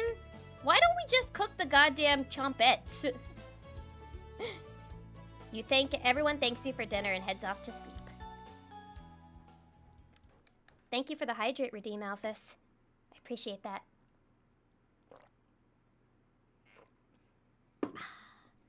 You go to bed wishing you had more. You have a strange dream. They put something weird in that jam, guys. Something is riding on your back. What the fuck? And it's becoming a nuisance. You try to see it in the mirror, but you can't get a good look at it. You try almost everything, but it won't get off. The pain between your shoulder blades is getting worse by the minute. Well, this is already a lot creepier than the previous 2 nights where we were like, this was the best day ever. You wander away from the cabin, stumbling by a river to soak your pain in cool water. Are we still dreaming? You didn't want things to come to this, but you've exhausted all other options. You swim out to the middle. Rocks on the bottom cut your feet. You slip and fall on your knees. You lean back, trying to submerge the thing underneath the waters. Are we trying to drown the cabbage? Not entirely sure why you all decided to stay despite the food shortage. I know! If I would have been in their position, I'd be like, guys, we gotta pack it up and go. I'm not trying to eat my friends. But it won't drown. It won't drown. It won't drown. You splash frantically, plunging your head beneath the water. The current takes you downstream. You try swimming to the shore, but it's no use. Water fills your mouth and nostrils. After a minute, you stop struggling against the current. As you gaze up at the sky, you feel it leaving your back, drifting into the sky as you sink to the bottom. As you take your last gasp, you see what was on your back and staring into your eyes. Jump scare warning? But you don't even have the air in your lungs to scream. You wake in a cold sweat. Oh! Oh shit!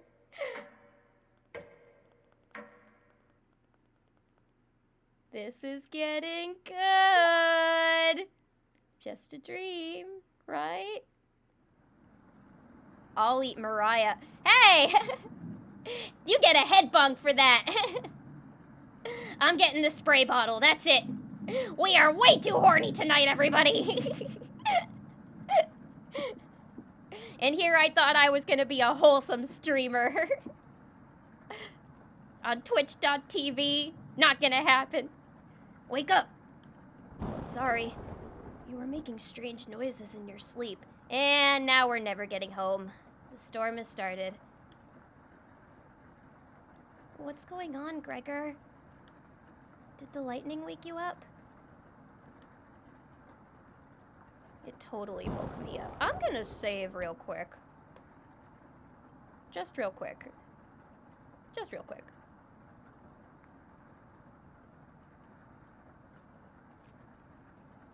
It woke me up. Tried to fall back asleep, but it's so loud. Ugh. Let's just get back to sleep and talk about this in the morning.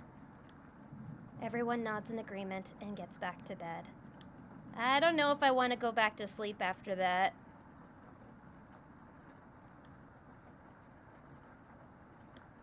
Except for you. You can't fall back asleep. What the fuck was in our dream? You still have goosebumps from the nightmare.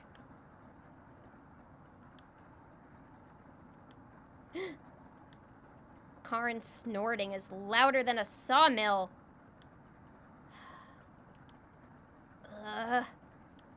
You find it very loud and very distracting. You don't sleep a wink. Everyone is now up and awake in the cabin. You hear the front door open and quickly slam shut. Anatoly sounds petrified. Did it open and shut on its own? I looked out the door and we're completely surrounded by floodwaters. Looks like the sailor's take warning was more appropriate for today. Maybe it'll clear up tomorrow? I don't know about that. La Llorona, Mexican urban mythical lady that drowned her child in a rainy day. Can we get a Spanish prayer, chat? To get rid of La Llorona. You can't steal big guy's optimism, Karin. Why the hell not? That's all he has going for him.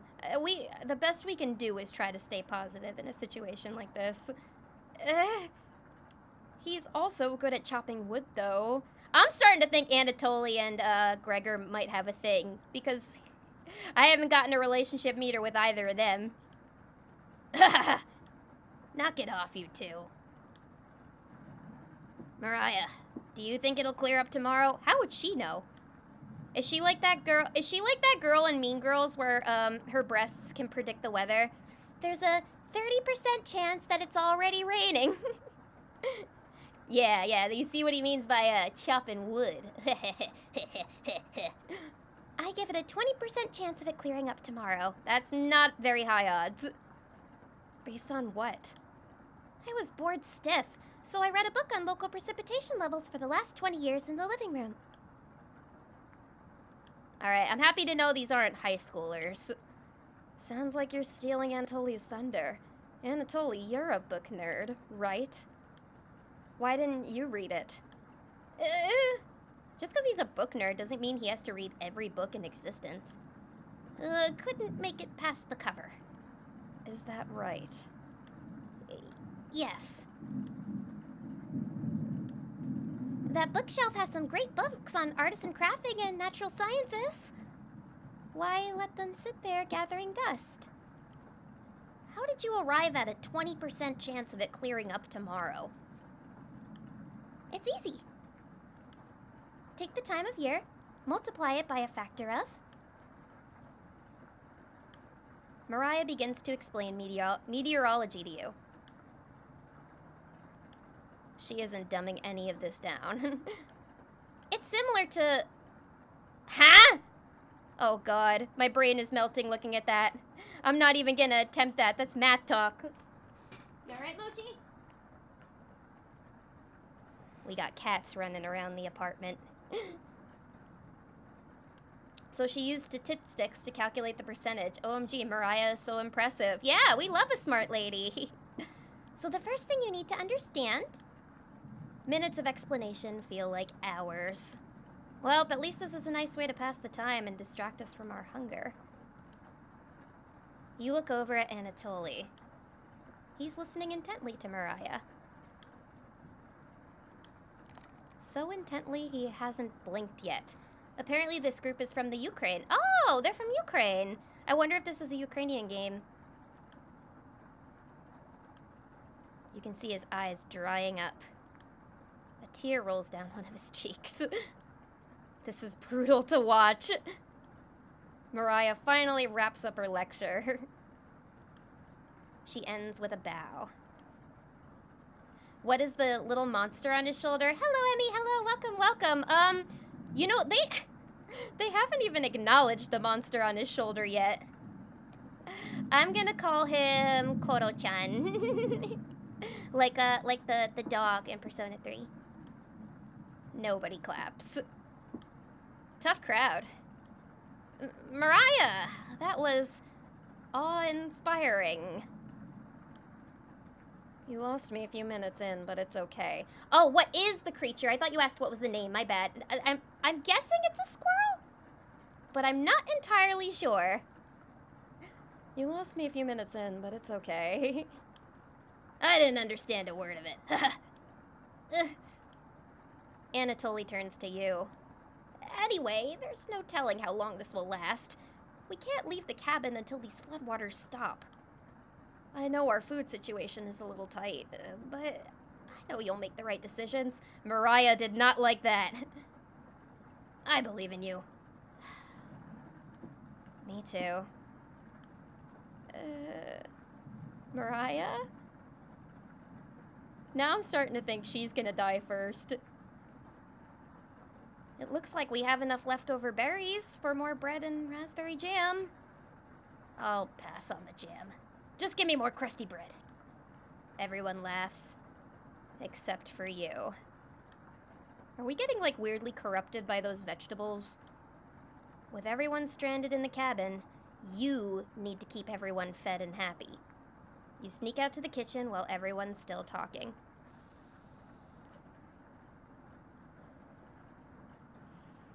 Save. You get out some crusty bread and get to work on making more jam. With the kitchen to yourself, you decide to check on the Chompettes. Did you guys start this storm? Hello. Well, they look happy as ever. Chipper as ever, I see. Hello! Don't worry. As leader of the Chumpets, I'll make sure none of the humans know about us. Onion. That big guy would try eating me like an apple, so definitely don't tell them about us. Potato is like, please eat me. Please, for the love of God, end my misery. Are your plans going awry? Ha ha ha. Got another cornbread classic for you. Did you ever hear about the bread maker's bakery burning down? No? Her business is now toast. These guys are a lot like the Mono Cubs. That one's been done to death.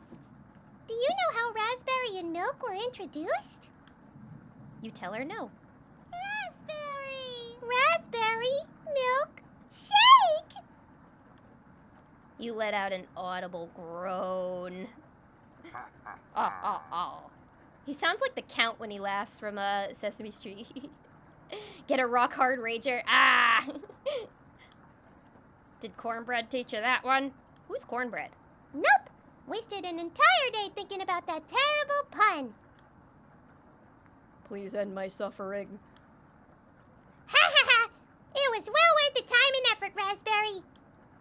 Maybe you'll win the annual Chompette Comedy Competition this year. Raspberry. Of course! Onion. Not while I'm here. I will choke on the stage this year. Isn't that every year, Bread? We still talk about that closing line, Bread. You're going to do great this year. Anyway, don't even think of eating us if you're hungry. Chompettes stick together through thick and thin. Raspberry. Rain or shine. Feast and famine. Please end my suffering. Potato, I swear to God, repeat the line or we're locking you up again. Potato, please, you gotta help us here. You gotta be the one to come and clutch at the end of the day. I know you want to kill all of them. I know you do. OMG, I love the voice acting. Thank you, thank you. I'm practicing. This gives me a nice range of voices to do. Potato, I swear to God, repeat the line or we're locking you up again. And Emmy Akina, thank you so much for the follow. Welcome to the Bunny Cult. Welcome, welcome. I appreciate the follow so much. Welcome on in. This has been a very fun game so far. Oh, and thank you, Black Geeky. Thank you.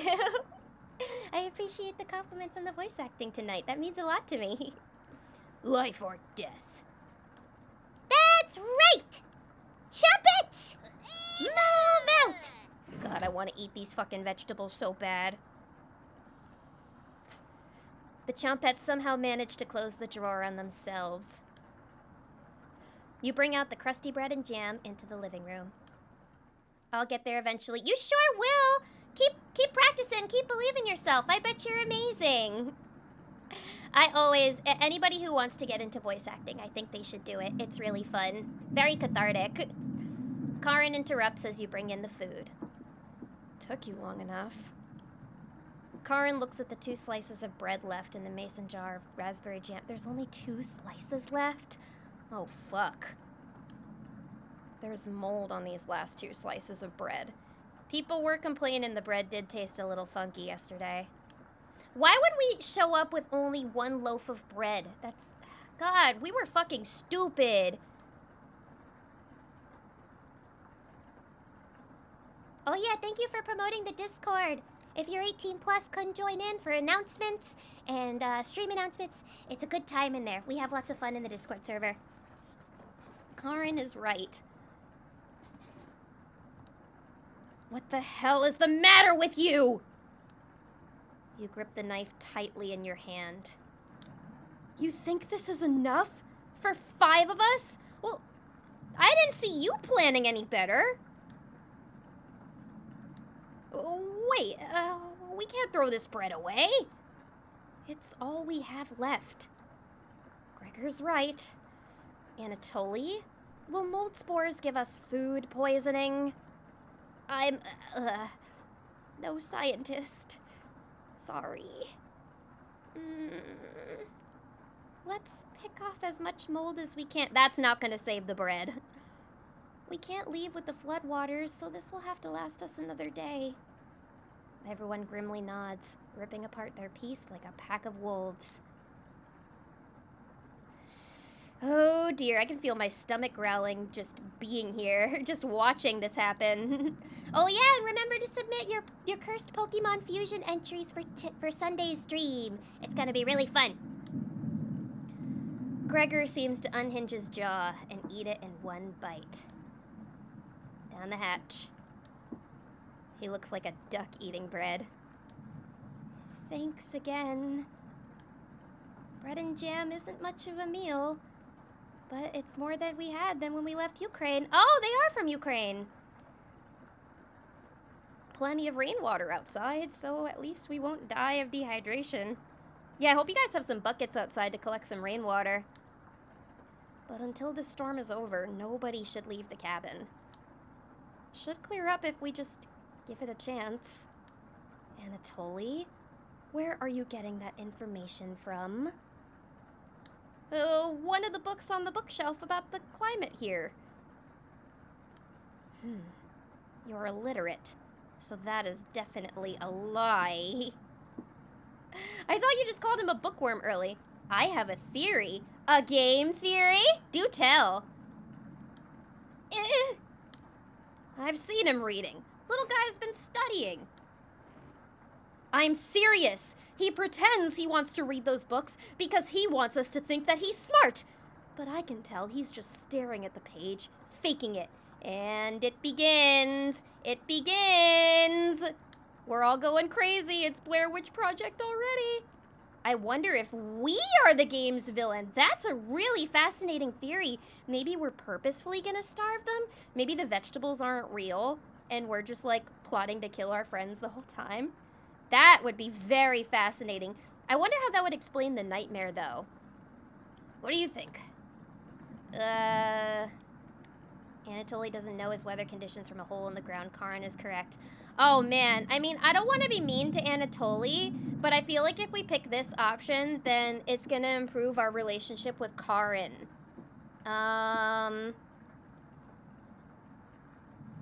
They told us we can't please anybody. What do we do? Do we want to agree with Karin and improve our relationship with her, or do we want to be nice to Anatoly? I kind of feel like none of us like each other. Fuck Anatoly. All right, we're going with the Karin option? God, I feel bad being mean. I feel bad being mean. But our character seemed like an afterthought in the beginning. Like, the four of them came to the cabin and was like, oh, and there's this other person. Yeah, maybe it's like a welcome home situation where it's like we're more of a passenger, but the A-Master is nice. Yeah, I know, he's so nice. I don't want to be mean to him. I don't like picking mean options in games, but I want Karin to like me. I don't want to be mean to the A-Master, though. I don't really have much of a relationship with Anatoly.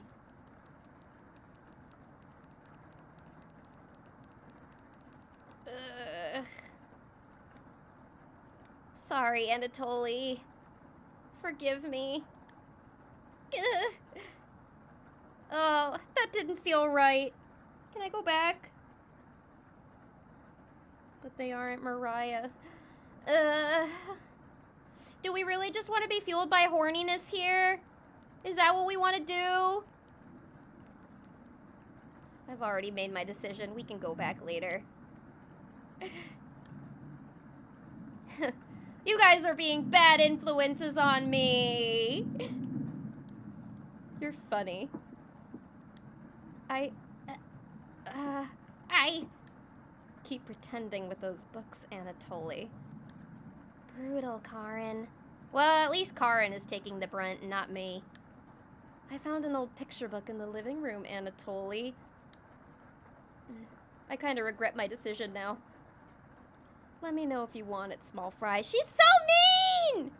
Karin! Karin smiles at you. I guess let's call it a day. Yeah. Sure. I feel like that fucked up my relationship with everybody else. Everyone shuffles off to their sleeping areas. 6 minutes later. I'm glad you called out Anatoly's bluff. You continue to impress. It's a shame Anatoly is sleeping in the same bedroom. I should have never let him be the one to share with me. But what if it was just me and you? Uh-oh. Are we getting there? I'm sure we could study and squeeze a few novels in before bed. Oh, Karin. You nod. All right, I guess we're into it. Well, we'll have to see if we can kick him out at some point. Right? Oh, you'll have to tell me about that atomization book on the bookshelf. Really cool pictures in there. Karin looks like she has a crush on you. Let me know if you're ever free for a lesson. Okay?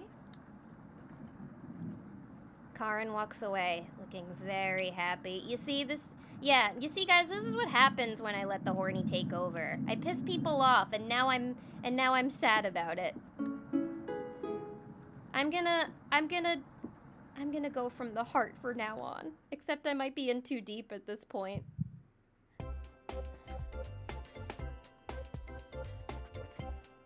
Yay, our relationship is stronger. Karin's gonna kill everybody. She down bad. Ah, Jen, why? Well, now as punishment, I'm gonna have another nightmare. You get ready for bed and put a blanket on. You go to sleep very hungry. Oh, no nightmare? Day 4.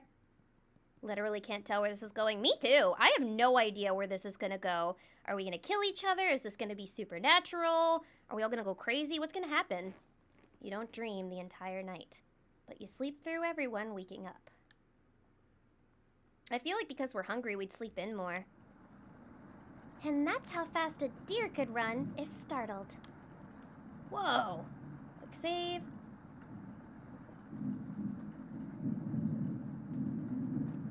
Whoa. Incredible. Impressive. Well, at least everybody is getting along a little better today. A body has been discovered. Bum, bum, bum, bum. A body has been discovered. Huh, huh. I wish we had a deer here. With the food getting lower, let's just skip today's meal. Some Five Nights at Freddy's shit gonna happen. No! What do we even have to eat besides jam at this point? It's only for one day. Various cultures and religions have practiced fasting throughout history. That doesn't make us feel any better, Anatoly. What options do we have? Our food wasn't rationed properly.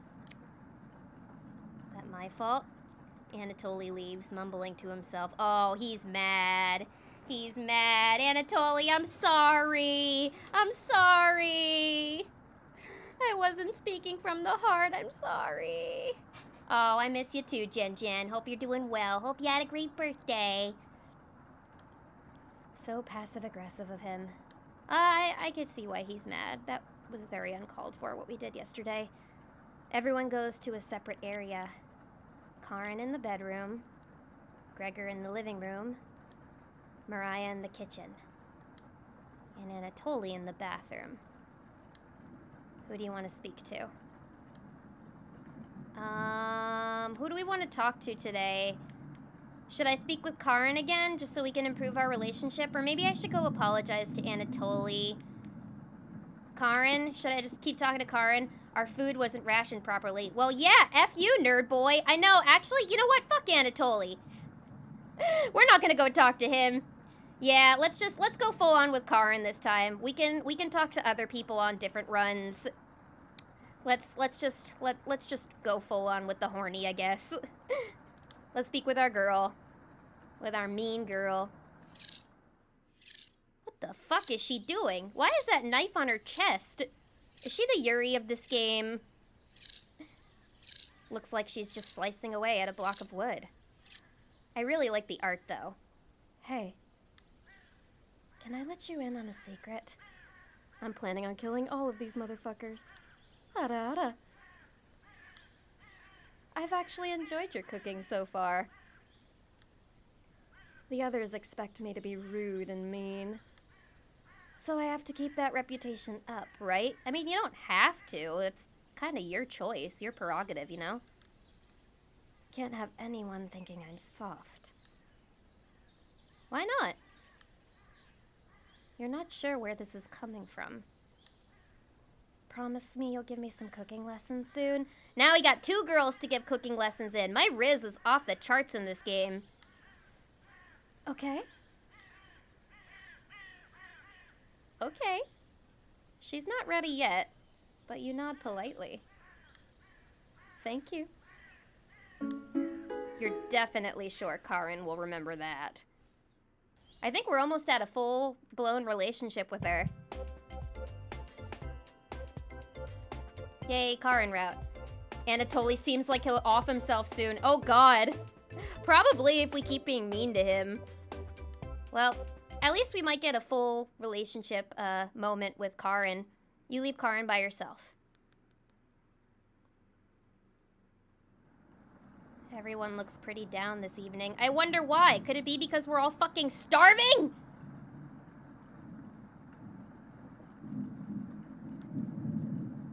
Oh yeah, they're not looking too good. I wish the rain would just stop.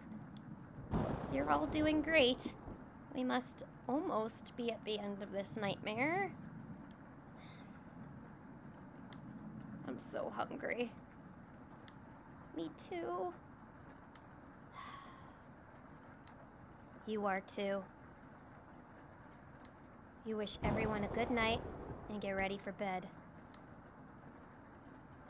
Oh boy. Oh boy. You go to bed with a growling stomach. Oh dear.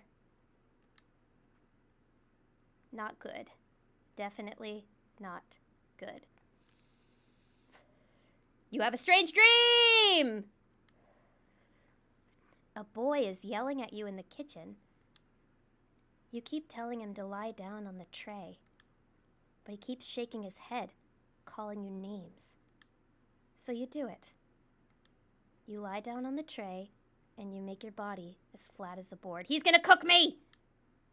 You show him how it's done. His anger turns to courage. Oh, Jesus! Oh my god, my roommate's cat just got on my chair and started pawing at me. Mochi, you scared me! Whew! That actually freaked me out a little bit. I felt something. It was like, ah! These cats, man! His anger turns to courage.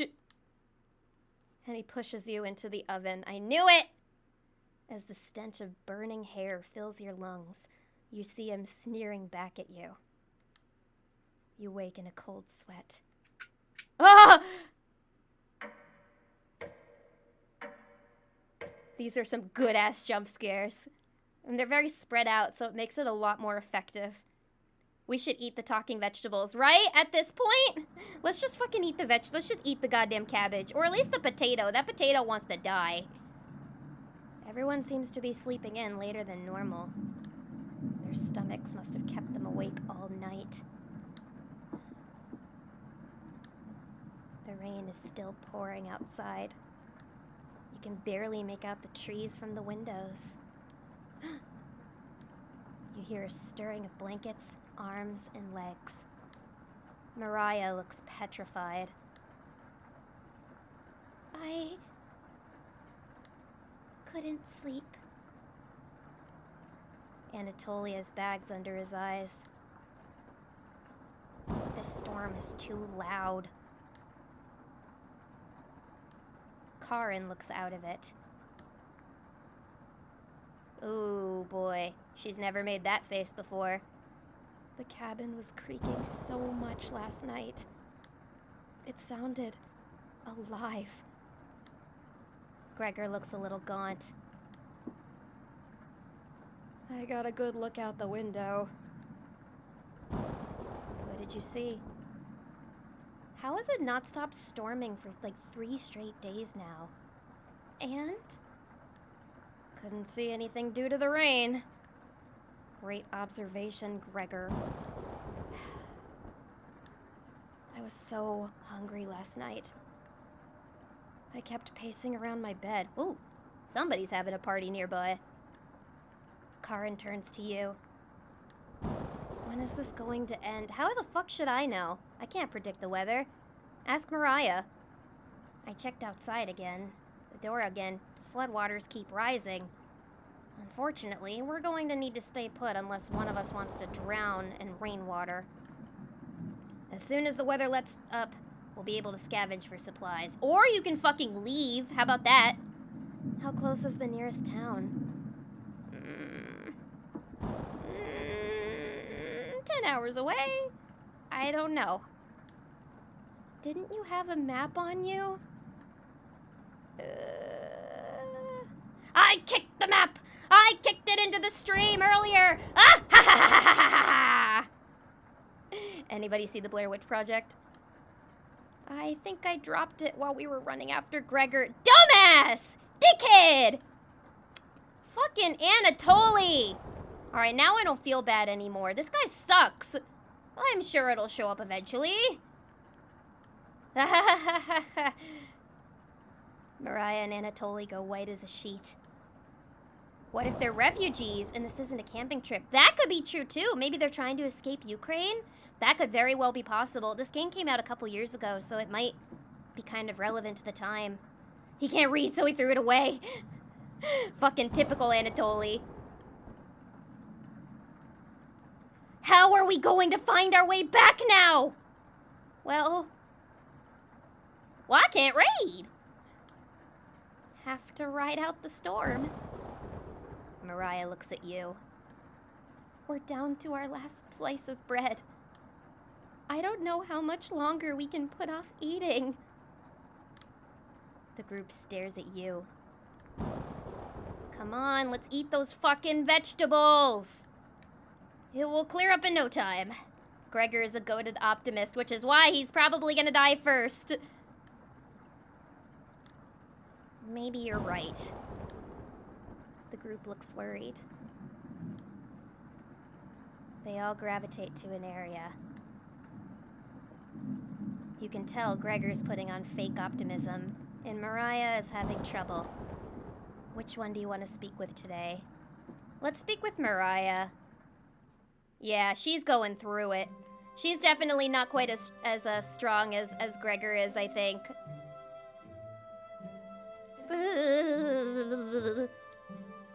It's cold as hell over here. I'm surprised Gregor isn't freezing to death at night. How does he do it? You explained to Mariah how the size of a person and fat content determine how warm they are naturally. True. I've definitely been shedding a few pounds lately due to some stress stuff, and I certainly feel colder at times. Hello, Dusty Demon, hello, welcome on in, welcome. We're playing Cooking Companions right now, and things are not looking too good right now for the team, but hope you're having a great night. Welcome on in.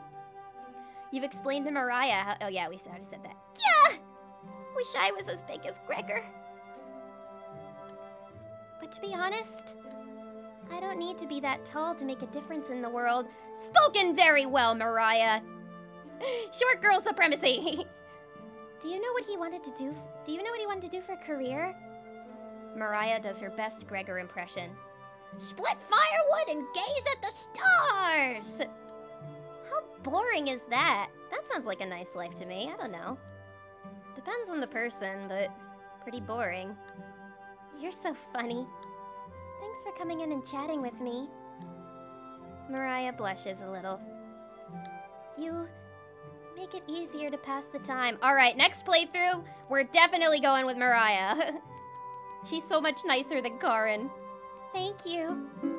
You're pretty sure Mariah will remember that. I like how this is a lot like a Telltale game with it. They'll remember that. Wish I could be small. It's okay, small it can also be a state of mind too. Plus, all sizes are beautiful. She might be the killer. Yeah, maybe she's trying to act nice. True. You thank her and leave the bedroom. Damn, that party is really loud over there. They're screaming. Maybe there's a concert or something nearby? You call everyone together. They all look grim. You could cut the tension in a room with a knife. Yeah. Everyone is staring at you. Sorry, I don't have anything for us. They're expecting that last piece of bread for dinner. You guys can go fucking get it yourself! Ugh. You bring it out. Everyone cannot take their eyes off of it. You instruct everyone to take a pinch. And slowly, all 5 of you tear it apart like a wishbone. Chew it slowly. Everyone studies their piece of bread carefully, wondering how long it will last. Karin is the first to eat hers. She chews each bite a few hundred times before swallowing. Anatoly chews it cautiously. Opening his mouth once, he finishes each bite. Mariah nibbles on it silently, eyes wide, moving from person to person. And Gregor?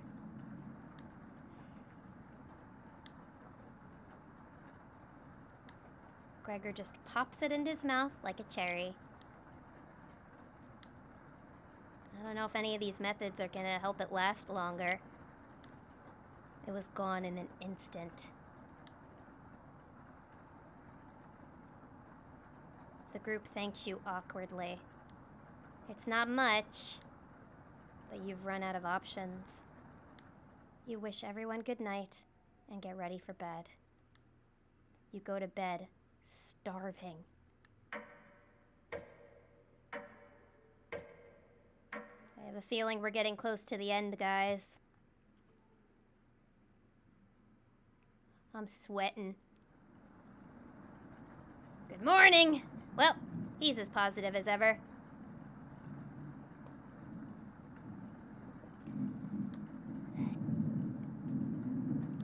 Morning. Not her, though.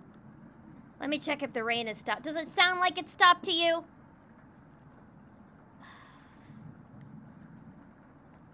It's still flooding. Oh boy. What are we going to do? Humans can live about 2 to 3 weeks without food. Water isn't a concern. This whole place is gonna be underwater in a few days. Rainfall should end in a day or 2, right? Actually, precipitation can occur more than 215 days a year here. We did not fucking plan this trip. Now you tell me that? But do you really think it'll rain that long? I'm getting some real DDLC vibes in here. Me too, yeah. I know that they said that this game was kind of inspired by DDLC for sure. And also, hello, Death's Angel. Welcome, welcome on in. Hope you're having a great night. Anatoly, it's been days already. What makes you think this will stop soon? Relax, everyone. Let's see how long we can ride this out. Fingers crossed it's gone by tomorrow. Yeah, this is defo not a vacation. No, there's something else going on here for sure. Panic is slowly creeping in. Everyone's looking scared. But you need to survive. I'd say we eat the squirrel. Karin and Gregor begin to discuss next options. Do you want to speak with Mariah in the kitchen? Or Anatoly in the living room? Let's keep it up with Mariah. I want to do the girls. Improve my relationship with the girls. Besides, I think Mariah can use the most amount of support here. Hey. Mariah looks relieved to see you. That's it? That's it? Oh dear. Oh, dearest me. How are you holding up? Better question, girl. How are you holding up? Not very good. That's very sweet of you to ask.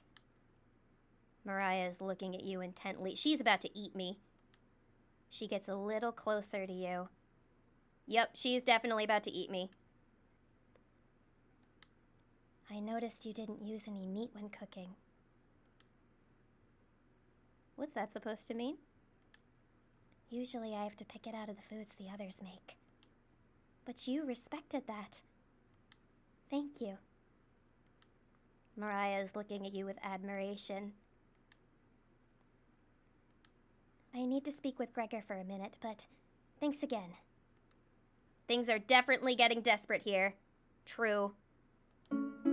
You're definitely sure Mariah will remember that. Again? Wow. It's getting stronger with Mariah. Maybe we'll end up romancing Mariah before we romance Karin. Look at that.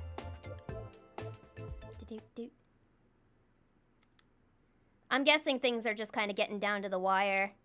You decide to check out the drawer again. Potato, can I please eat you? Listen, you gotta help me out. This is creepy. Music, oh boy. You ask Potato where the others are. They'll be back. They wanted to explore the labyrinth of tunnels around the cabin. Huh? Surely you've seen the mouse holes, right? The first thing we pulled out was a dead mouse from here. They connect all over the cabin. Must have been some mouse that created them. Or something worse. Anyways, I'm not going to sugarcoat this. Things are going to get worse from here on out. You have a feeling Potato is telling the truth. You realize some drool is leaking out of your mouth. Disgusting. Don't even try to eat me. Kill the tater! Let's turn him into chips! You'd just get deadly sick if you tried. And from the look of you, you'd need to retain all the water you can.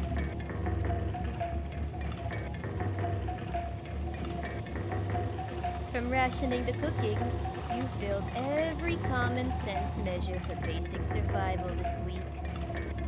You knew something like this would happen, right? That's what I'm saying! That's what I've been saying! Never mind. With floodwaters rising and no food now, I think it'd be a great time to go over the fundamentals of starvation with you. When experiencing starvation, there are 4 factors that will determine if you live or die. Looks like the game is being made into, a sequel is being made next year. Dead Weight. Ooh, we gotta play that then. Age, height, weight, and your degree of activity or inactivity. You've been especially lazy, so I think you'll survive a little longer than the other. I've been cooking dinner every fucking night in here. You take that back. The Herodis-Benedict equation can help you figure out how many calories you need to simply maintain your current weight. The equation produces a number called the basal metabolic rate, or BMR. Stay with me here. BMR equals 655 plus 4.35 times weight in pounds plus 4.7 times height in inches minus 4.7 times age in years. I can't do that math. Got it? For fun, let's try it out on someone here. Mariah. Using Harris-Benedict, she looks like she's 120 pounds, about 5 feet 5 inches tall, about 20 years old. Crunching the numbers, I think she'd need about 1,388 calories daily. But that's being abnormally stationary. She'd have to lay in bed all day and night, just eating, breathing, and using her brain. She looks petite and small, right? If she's 5'5", then how tall are the rest of these people? Are Ukrainians known to be really tall? Not very common when you're starving to death. People tend to get up more. If she was being active, let's say swimming through flood waters, we'd need to multiply that 1,388 calories by 1.9.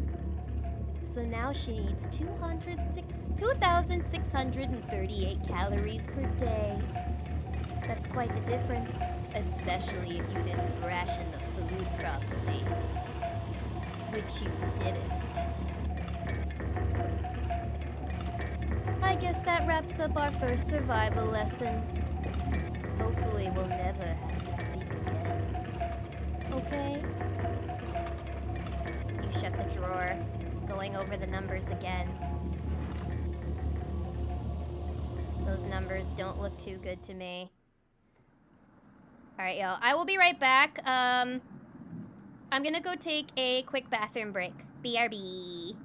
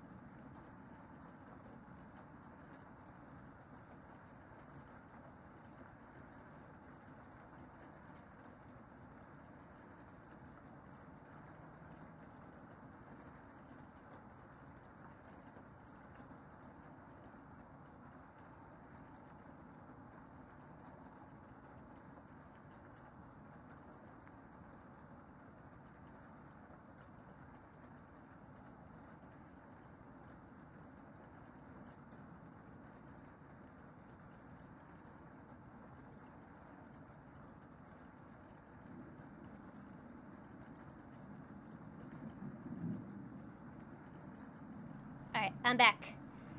I think we're getting down to the wire here, guys. I think we're getting close to the end. I can feel it. So let's keep going, shall we? Hang on to your snacks, everyone. I don't think any of us can take it this much longer.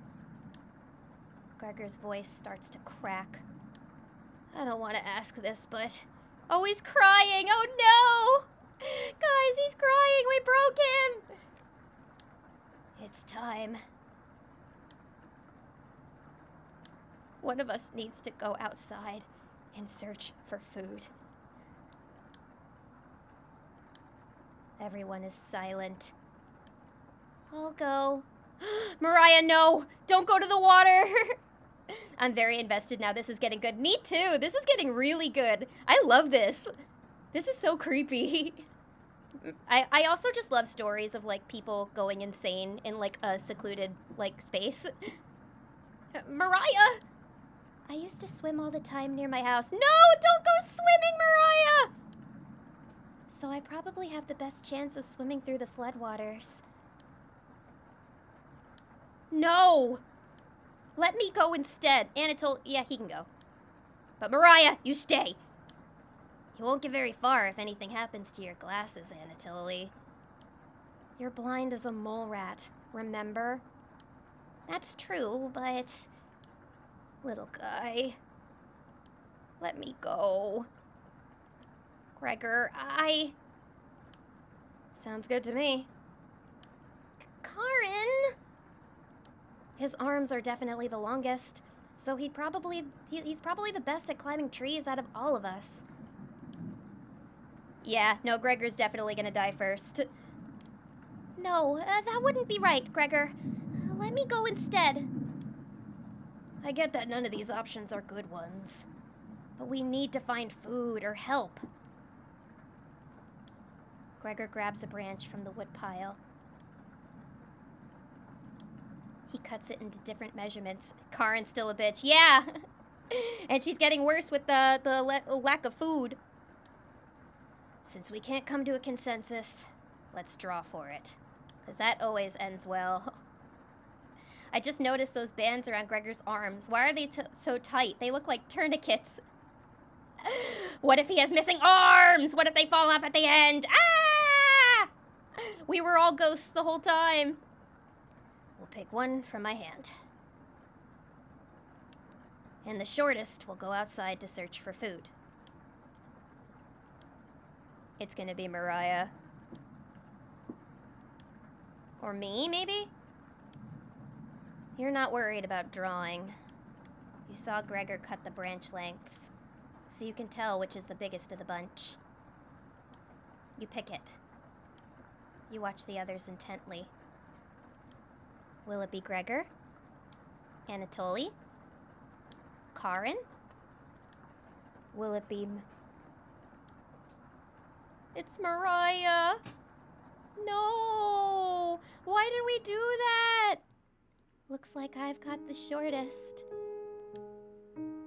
No! Mariah. Mariah. It's okay. Mariah, no! Why her? Why anybody but her? No! I watched Anatoly forage earlier, so I'll know what to look out for.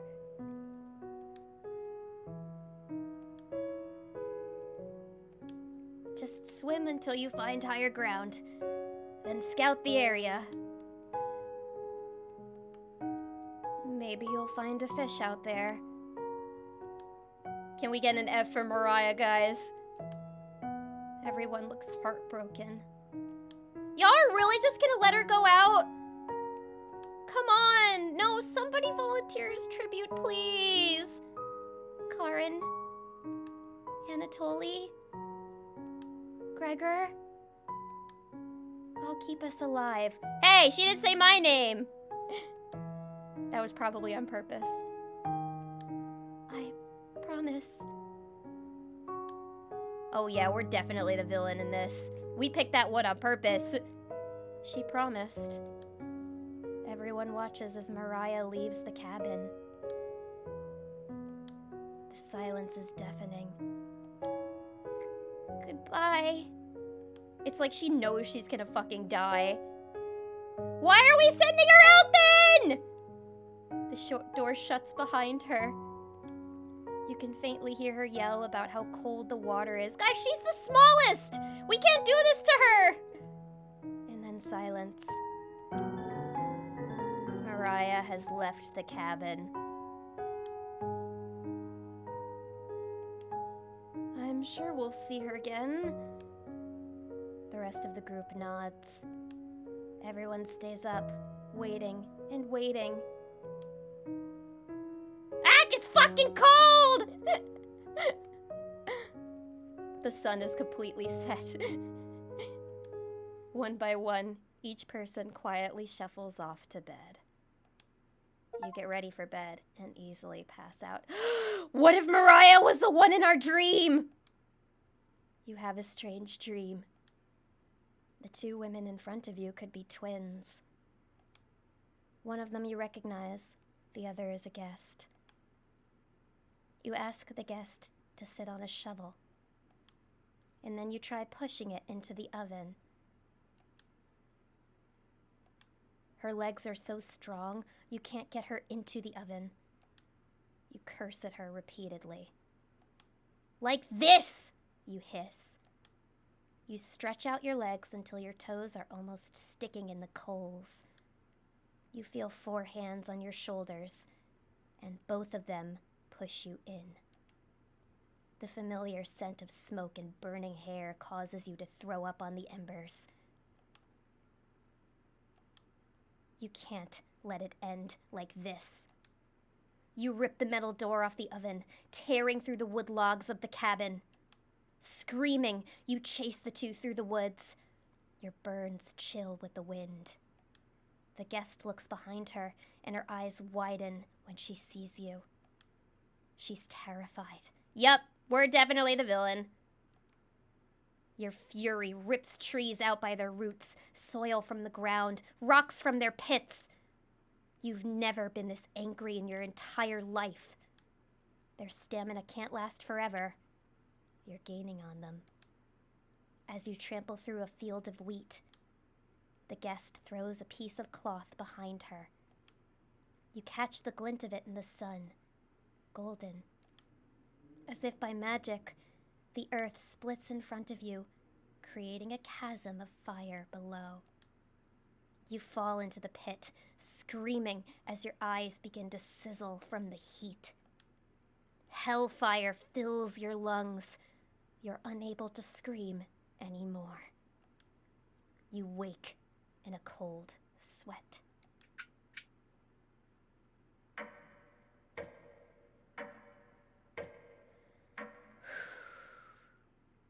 Please let Mariah come home.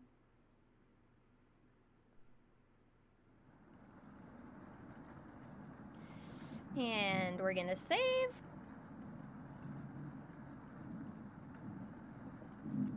Good morning. Oh, Anatolia's crying now. I'm sure she'll be back soon. Yeah, she brought her umbrella, right? Do you think she made it to higher ground? I believe in Mariah. Me too. She'll be fine. Will she? Right, little guy? So what do we do now? Just wait? Karin. How long? It's been almost a day since she left. I would have gone looking for her after an hour. Anatoly and Gregor look nervous. Someone needs to go look for her. We need to wait, Karin. Wait for what? Well, I'm glad to know she's looking out for Mariah at least. The nearest town is miles and miles away. Waiting is all we can do for now. So it could be days before she gets back? What are we supposed to eat? Mice? Wait, the squirrel is gone. The squirrel's not on his shoulder anymore. He left.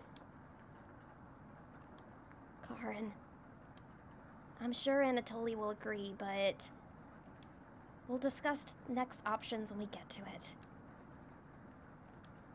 Every waking thought is about food now. I never should have eaten that much. Now everybody's crying. Yeah, the squirrel was like, I'm out of here. I'm...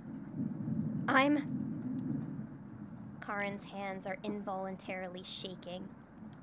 Gregor and Anatoly just nod in agreement. They don't even need her to elaborate. You're sure Mariah will make it back? She promised. Everyone retreats to their areas. What do you want to do today? Well, let's complete our relationship with Karin. Since we're in very, very deep. Hey. You don't have to lie to me. I know Mariah's not coming back. Why did we let her go? I don't know where she came up with her being the best swimmer. I guess the only one that would know that would be Anatoly. Last summer, Anatoly would watch her swim from the shore. He could have been a lifeguard. Such a good swimmer. She never went under, but if she did, he would have pulled her out easily. Why would she lie about something like that? Wishful thinking, maybe? Karin seems deep in thought. Maybe it's better to leave her alone. You close the door softly. Damn it. Well, that didn't work.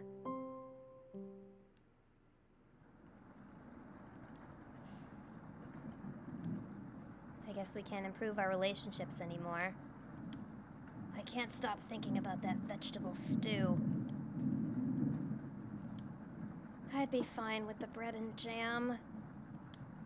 I'd be fine with just the strawberries.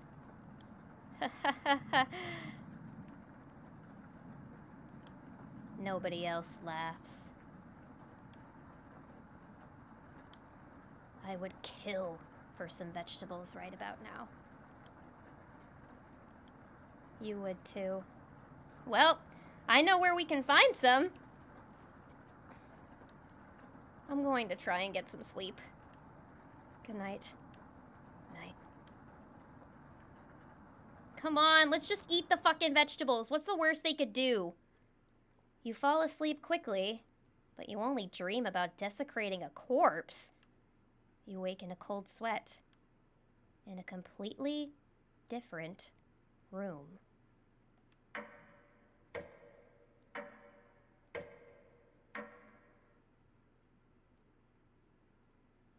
Kill was underlined, wasn't it? The kitchen. Good morning. Oh boy.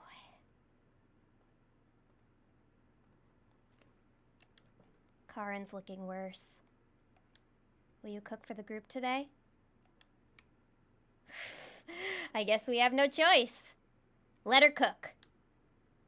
You take out a cutlet of meat and begin to cook it in the oven. Did we have that the whole time? Eat the garlic or onions or whatever. True. Eat the most flavorful thing first. Meat. You cooked meat. Uh-oh. She's pissed.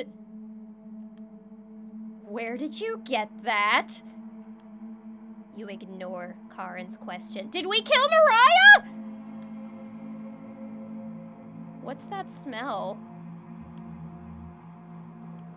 Gregor finally gets off the couch. We cooked Mariah. Oh my god, we cooked Mariah. Where did you? The three are looking at you, salivating. You take the charred meat out of the oven, cutting into small cutlets. Or maybe it's the squirrel, that's true too. They immediately grab some of the plate, chewing ferociously. You take a piece and immediately devour it. Do you have any more of this? A downward spiral. You ate meat. Good achievement. You explain how the meat is stored securely, hidden, so you can ration better this time. And we had that the whole time. Did we just not pull it out because Mariah was there? I understand. Thank you.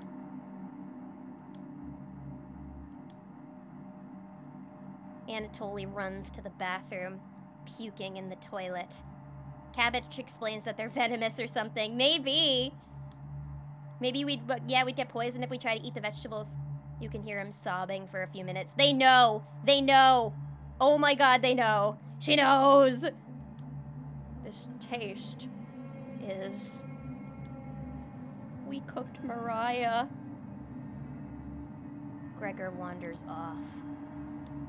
Anatoly returns, looking choked up. I was too weak. Left you some of the meat. Don't fight this, Anatoly. Anatoly takes a cutlet from the plate, turning his back to the group as he devours it. Tastes like vegetarians. You can hear him crying. Finally, my focus is coming back. Going to read some of those books. Keep them occupied, okay? Is she an accomplice with us? Did we kill Mariah together? Karin leaves you with the men. Who do you want to talk to? Anatoly or Gregor? Sorry to any vegetarians who might be watching this right now. The real impossible meat. Impossible meat. Human meat the whole time. Hey! Why the egg? You know what? Actually, we haven't spoken to Gregor before. Let's go see if he's doing okay. Let's talk to Gregor. Rip Mariah. She didn't deserve it. She didn't! Hey. Thanks for cooking the meat earlier. I was nearly passing out from the hunger pangs. Even if I'm a meat and potatoes kind of guy, I appreciate the vegetarian dishes you made earlier. You really respected Mariah's boundaries. Not for this last meal, I didn't. By any sense of the word. Thank you. Gregor is more dense than you give him credit for. If there's extras, slip me some extra meat. Okay? Gregor will remember that. Gregor will remember that you cooked his friend. Mariah meat. This game's fucked up. Yeah, I'll slip you some extra meat, Gregor. Going to see how Anatoly is doing. Later. You have the bedroom all to yourself. Where do you want to check first? Well, what are we checking for, actually? Let's see. Let's check under the beds, I guess. You look under both of the beds. Just some dust and hair. Gross. Under the floorboard? You notice a bone sticking out. Bone sticking out. Bone sticking out. Bone sticking out. Bone sticking out. Is it a human bone? Nope. Chicken bone. Gross. How about under the nightstand? Onion! Don't be a crybaby. It's just me. Onion. Onion. Boy. Was just playing with some toys in this drawer. Onion. You're far too old to be playing with any of them. You're never too old for toys. I agree, I say with my giant plushie collection behind me. Anyways, you need to attend a secret chompette meeting. Smell you later. Onion bounces out of the bedroom. The drawer has various children's toys in it. That's kind of creepy. What's this? Oh. Oh boy, we got some lore. June 26, 1862. Another body of a child has been discovered within the city of Zakopane, and the remains stuffed into a barrel full of potatoes. The cause of death was identical to earlier victims. The significant blood loss due to multiple stab wounds to the stomach. This marks the fourth victim by the butcher of the Zakopane in less than a month. So are those all the souls of those kids that died? Is that why they sound like babies? It could be. Huh. And yeah, I do play a lot of horror games. Like mostly horror VNs and horror RPG Maker games. I love them. You take the bloody newspaper with you. Oh boy. Hours pass. The meal that gave everyone the perseverance to keep going. Eating will just make them hungrier. They're fine now, but soon they'll be begging for more.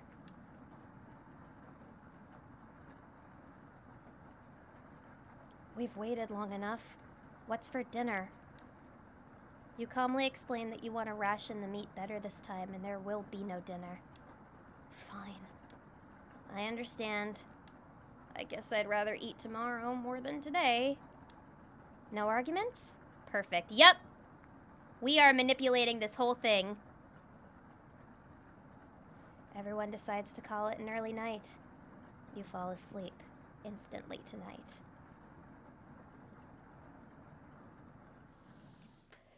You have a strange dream. Oh, I'm always looking for suggestions for good horror games. Thank you. You're having dinner with a blacksmith. And I agree, horror games are always better with other people. I'm glad you guys are enjoying this just as much as I am. But he's not touching his food. The only light in the room comes from the oven. He clears his throat, stroking his beard. I can forge anything, he says. Your eye has been giving you issues lately, so you reply. Forge me a new eye, then. You laugh. But then the ropes come out. He ties you to your chair with a long rope to prevent you from struggling. You rip the rope apart without even trying, so the blacksmith uses a thicker rope. No turning back now. Oh, Fluffy, thank you so much for the gifted tier 1 sub to Emmy. Thank you, thank you. Thank you so much. Enjoy your emotes. I appreciate the support. Thank you so much. He takes a hot poker out of the coals. Holding it in front of his face, you can see his beard and eyes watching you. He slowly brings back the poker, aiming carefully for your eye, before plunging it through your skull with a sickening crunch.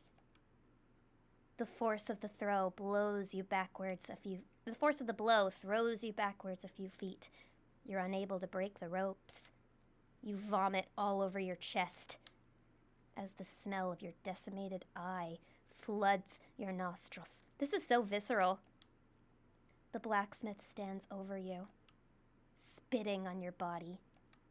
You wake in a cold sweat.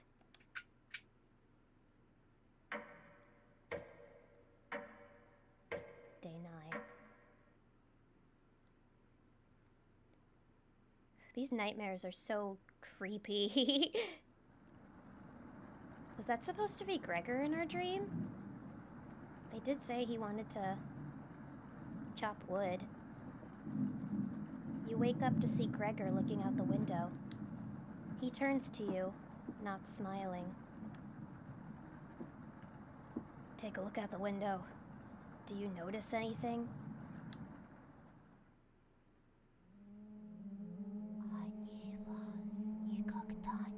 What the fuck? Ah! The floodwaters have receded a little bit, but everyone is still bound to the cabin. The trail used to be completely visible. It's gone now. Good morning, big guy. Will Mariah make it back? If she wasn't killed by us. This might sound a little crazy, but every night around 2 a.m. I can hear her outside. What? She makes this awful gurgling noise, like she's trying to get water out of her lungs. And you didn't think to help her? Have you heard her, Gregor? Sometimes when the rain gets faint, I think I can hear her whispering. I haven't heard anything like that. Maybe it was the squirrel they ate. That's why Anatoly got super... Oh, maybe we cooked the squirrel. You're right. That's probably why he was upset. Oh, good call. I played a short horror game called Class Reunion Chat Room. You should play it. It's only like 3 to 5 minutes, but I still think it's a good game. Oh, I don't care about the length. I'll play any horror game. That's good. I haven't heard anything like that. When she's whispering, It's like she's trying to tell you something. Right? Yeah, they're definitely hallucinating. Ah! Yes! What the fuck? I sometimes hear her crying through the radio. But that's just a broadcast. Right? Oh boy. We're not in Kansas anymore. I think we should have another piece of meat for breakfast. One step closer to Mariah. It's what she would have wanted. What's gotten into you, Anatoly? Anatoly's eyes look at you, begging. Bring us another slab! Please! He clearly doesn't have the stomach for it. I can't get the taste out of my mouth. Please help me! Anatoly. Gregor looks pained at Anatoly's words. I think he's right. Please bring us more of that meat. Meat! See, this is why I'm a vegetarian. Joking, silly. You know, after this game, I would not put it past any of you guys to want to be vegetarians. The Walking Dead is an inspiration, but are you sure Mariah isn't below the cabin being harvested? Hello, Lumi-chan! You know, I'm not so sure.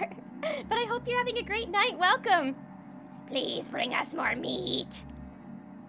You grab some of the meat from your secret hiding place.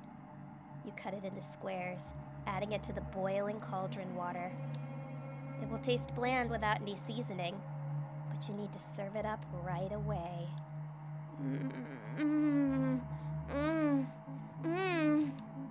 What's taking so long? Boil it faster! It almost looks done. Patience.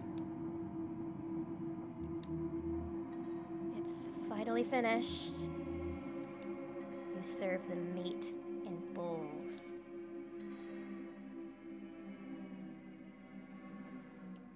Gregor drinks the broth first, before swallowing the chunks whole, like a duck does when eating bread. Anatoly creates ripples in the broth using the spoon. He isn't eating. I'm sorry about earlier, everyone. I don't know what overtook me. Mariah. Anatoly begins to weep. You look over at Karin. You didn't notice her even start to eat. There's just an empty bowl now.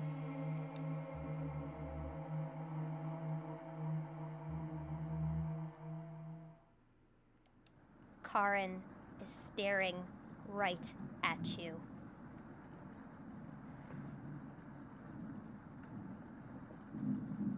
Oh boy.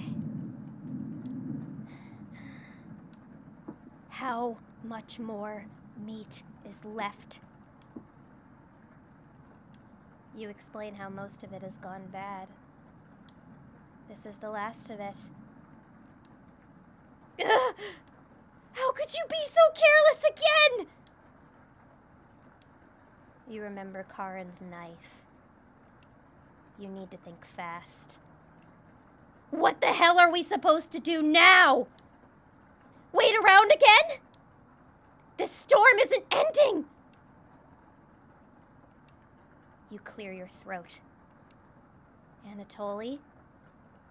Yes? We're about to kill Anatoly. I think tomorrow you should look for Mariah. Or forage for plants outside.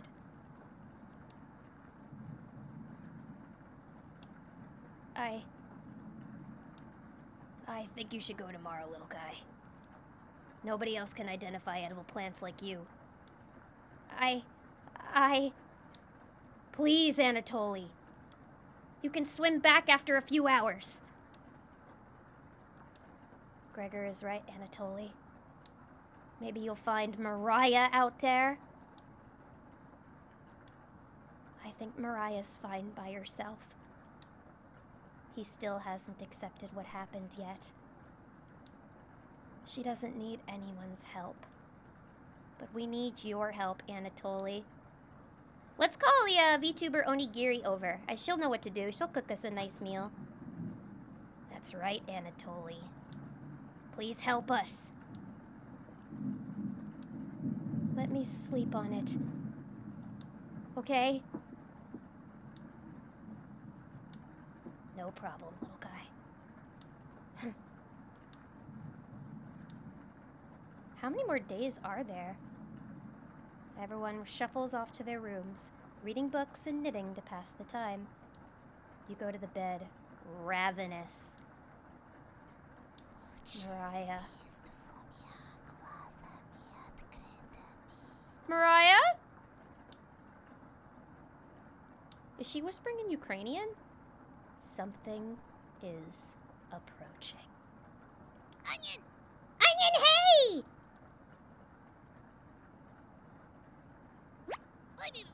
Don't be a crybaby. It's just me! Yay! Onion! Not going to be very sweet today. I'm worried about Anatoly. He's going to cave to peer pressure. Can you stop him from leaving the cabin? You don't answer, Onion. Please? Don't you trust me? No. I can trust you about as far as I can fucking throw you. You shake your head. Got a fun factoid for you. Did you know that leaving out an unpeeled onion in your room absorbs bacteria? It will help prevent colds and ward off viruses. That was a lie. The fun factoid of the myth? People actually believed it in the 1500s. How embarrassing. Who would believe that? They believed a lot of things in the 1500s that ended up killing them. Actually, yeah, I probably could throw an onion pretty far. You're right, they're not that heavy. But I'm a weak bunny. There was even a doctor in 1919 who caused a surge of people to believe it. Anyways, you know what smells like a raw onion left in a room? You! He just called me stinky! It's been a while since your last bath, right? You can't remember. Could smell you before I even came into the room. Onion! Yikes! So, can you stop Anatoly from leaving? onions are good in stews, right? I'd say we should cook this guy up into a nice little stew. I know he has cabin fever, but this is ridiculous. It will be impossible to stop a grown man from leaving. Onion! Please? We don't need another one stalking the hallways. What was that? Tapping on the windows. Crying through the radio. You have the sudden urge to scream. Why do you think I've been using the mouse holes to get around? Onion! Scared to death I'll run into her. Mariah. Don't make me tattle to Cabbage about you. She can be as mean as Potato if you get on her bad side. Onion, onion. Just kidding. She's great. Anyways, when the time comes, just tell Anatoly you care about him and don't want him to leave. Even if it's for me. Okay? You can trust me. I don't know about that. Now, if you excuse me, I need to work on some new ice skates. They're made of butter slices, so I'll get to skate around the frying pan tomorrow. Onion! Later! Can I eat you, please?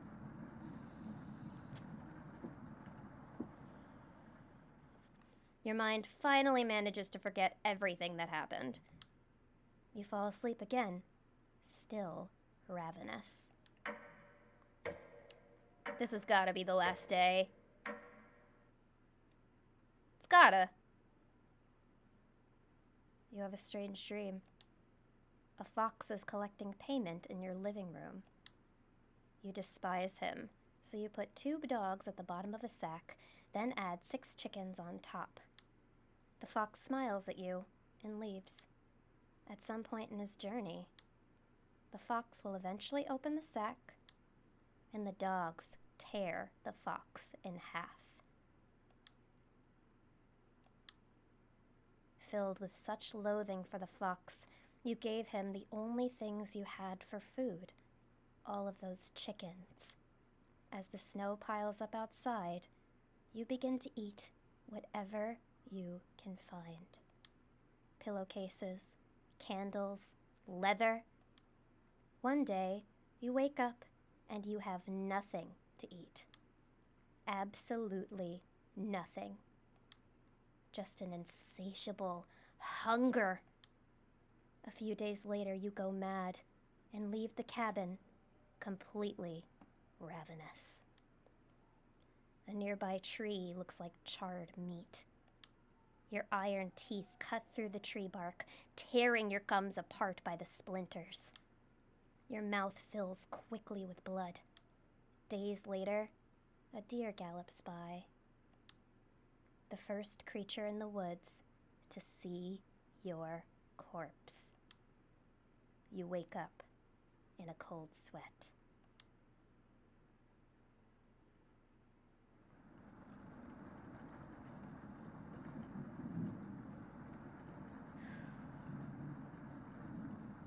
I don't even have any commentary on that. I'm just freaked. Something smells terrible in the living room. Someone puked in a corner. You wipe it up with a rag to save them the embarrassment.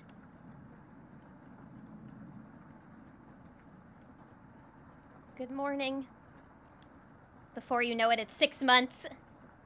Yeah, what if, like, they think it's 10 days, but they've actually been here for, like, a year? Good morning, little guy. Well, Anatoly, what's your decision? I barely slept last night. Her whispers came through one of the holes in the floor. She kept telling me to come outside.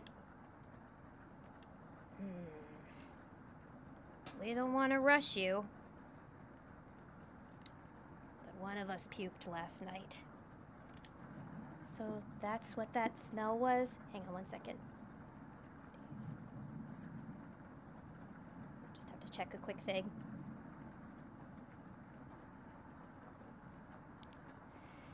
So that's what that smell was. Anatoly, my patience is wearing thin. You have 1 hour to make a decision. Why? Why so quickly? Because I'm not waiting any longer!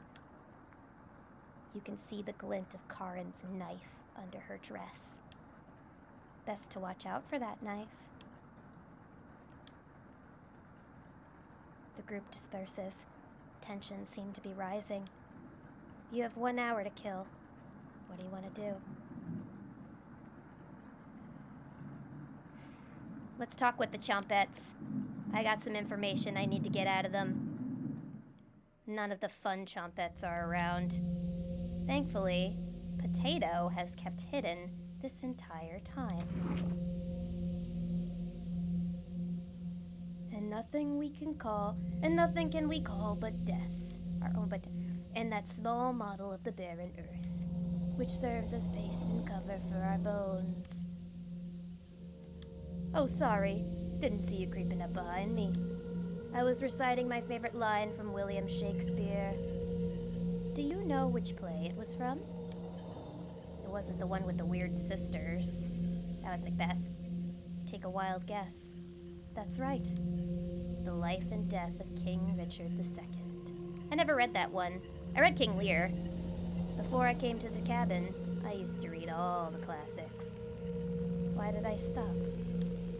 I can't turn the page with just my tongue. Hell, I can't even nudge a book off the bookshelf. Pathetic, right? You nod. Yeah.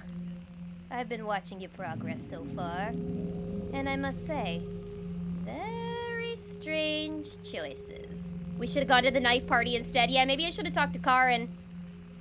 Even for someone like you. I've wondered why you're so accommodating for these four. Pity I didn't receive the same treatment. Oh well. Excuse my rambling. You here for another survival lesson? You shrug. Excellent. No shame in preparing for the absolute worst. 36 hours have passed. You have no food. What happens? For starters, your brain stops craving glucose. But there's a reason for that. Your guts have begun shrinking, and your livers have transformed fatty acids into chemical compounds called ketone bodies. Have I lost you already? There's books on the bookshelf that can explain all of this. Anyways, ketone bodies mimic glucose for the brain and provide about 2 to 3 of the energy needed to function. Sounds pretty great, right? That's the basis for ketosis. True. That's why keto diets don't really work in the long run, because you can go through ketosis. Oh, my sweet summer child. Using ketone bodies gradually acidifies your blood, which can lead to ketoacidosis. Yep. Yeah, it's definitely not a healthy thing to do. Ketoacidosis is common in diabetics. But how do you know if you have ketoacidosis? Well, a large amount of acetone is released in your urine and respiratory system. Your breath will smell something like fingernail polish, which smells like... I can't remember. No nose to smell now. But looking at your face, I bet your breath smells much worse. If only the Chompette had something nice to say about you. Here, have another recipe card. Oh boy, we got Potato's recipe. I personally wouldn't make it. But you? You have a taste for things like this, don't you? You don't argue. Let's talk again, shall we? I won't be leaving here. Far too dangerous to go exploring right now. You shut the drawer and call everyone together for a meeting. Yeah, I gotta see what this is real quick. Hang on.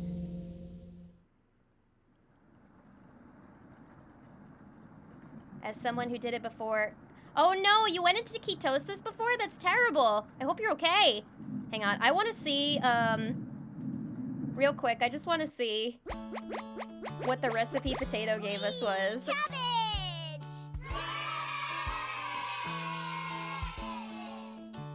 What did he give it? Slaughter stew! Oh look, and there's all the creepy images of the dreams. 2 arms, separated at the shoulder. 2 legs, separated near the hip. 1 cauldron of water. Slowly borrow the arms and legs in the cauldron until the skin begins to separate from the flesh. Remove the skin and attempt to remove the flesh from the bones. Discard skin and bones or give to an animal. Cut the flesh into 1-inch cubes and add flesh back to the cauldron, stirring occasionally for 8 hours, adding pepper and salt as needed. Delicious! I hope you all wrote that down. Yummy! What a recipe. Anatoly? You okay, little guy? Anatoly looks pale, like he's going to pass out. Anatoly, have you made a decision? Yes. I'll help you all out. Well, bye, Anatoly. I won't miss him as much as Mariah. I promise. Thank you, Anatoly. Big tears roll down Gregor's cheeks. Oh, I'll miss you, big guy. I'll miss you too, little guy. Thank you, Anatoly. I know this wasn't easy, but it's for the best. Bye, Anatoly. Karin. Yes. Gregor looks at you expectantly.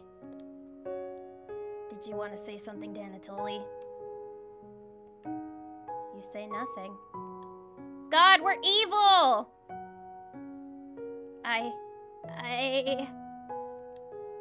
Goodbye, Anatoly. Goodbye, everyone. Good luck, little guy. Anatoly has left the cabin. Rip. Moment of silence for Anatoly.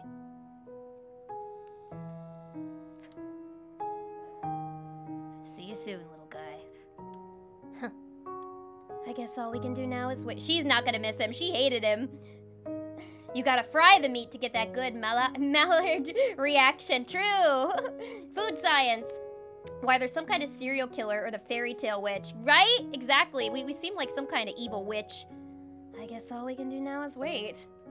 Good night. Karin goes to the bedroom to sleep. I didn't tell him the truth. Gregor is getting choked up. I didn't tell him. Missing him already. Oh, they were bros. Gregor curls up on the couch for the night, turning his back to you. Oh, Gregor is not happy with us. You shut your eyes, quickly falling asleep. You hear scraping from the floor.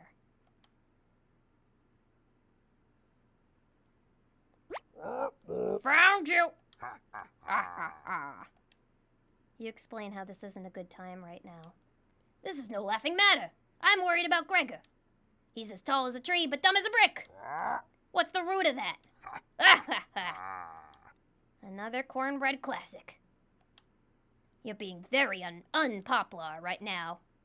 That's a tree reference. Get it? Anyways, you need to protect Gregor from the red-haired woman. Cabbage called an emergency chompette meeting and told me to give you this mission. Watch out for that knife and protect Gregor at all costs. Understood?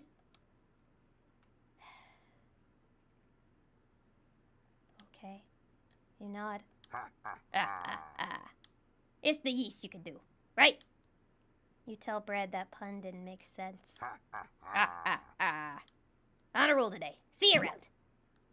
Brad hops away, squeezing himself through the mouse hole with a small pop. You fall asleep, thinking about what Brad had told you. You have a strange dream. It's lying on the table in front of you. You take off the glasses first, partially cracked, and set them down next to the workbench. Working the saw, you wrap the cuts in an old newspaper. Some of it gets soggy immediately, so you begin drying the cuts with a towel before wrapping. Much better. You hear something approaching, so you clench a fist and get ready to strike whatever's coming for you. You wake in a cold sweat.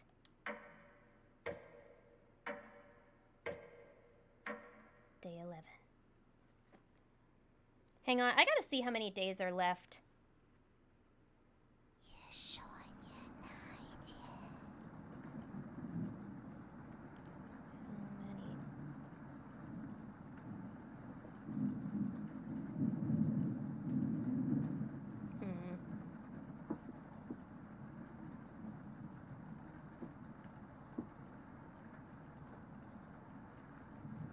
Okay, well, I think we could keep going a little longer. I'm very hooked. You wake in a completely different place. Did you sleepwalk? Or you found some meat? I feel like we've got to be getting close to the end here. Everybody's still asleep. This would be a nice surprise after yesterday's events. You decide to cook breakfast for everyone, cutting each slice fairly thin. This is definitely Anatoly. You brown each side in the oven. The smell is unique.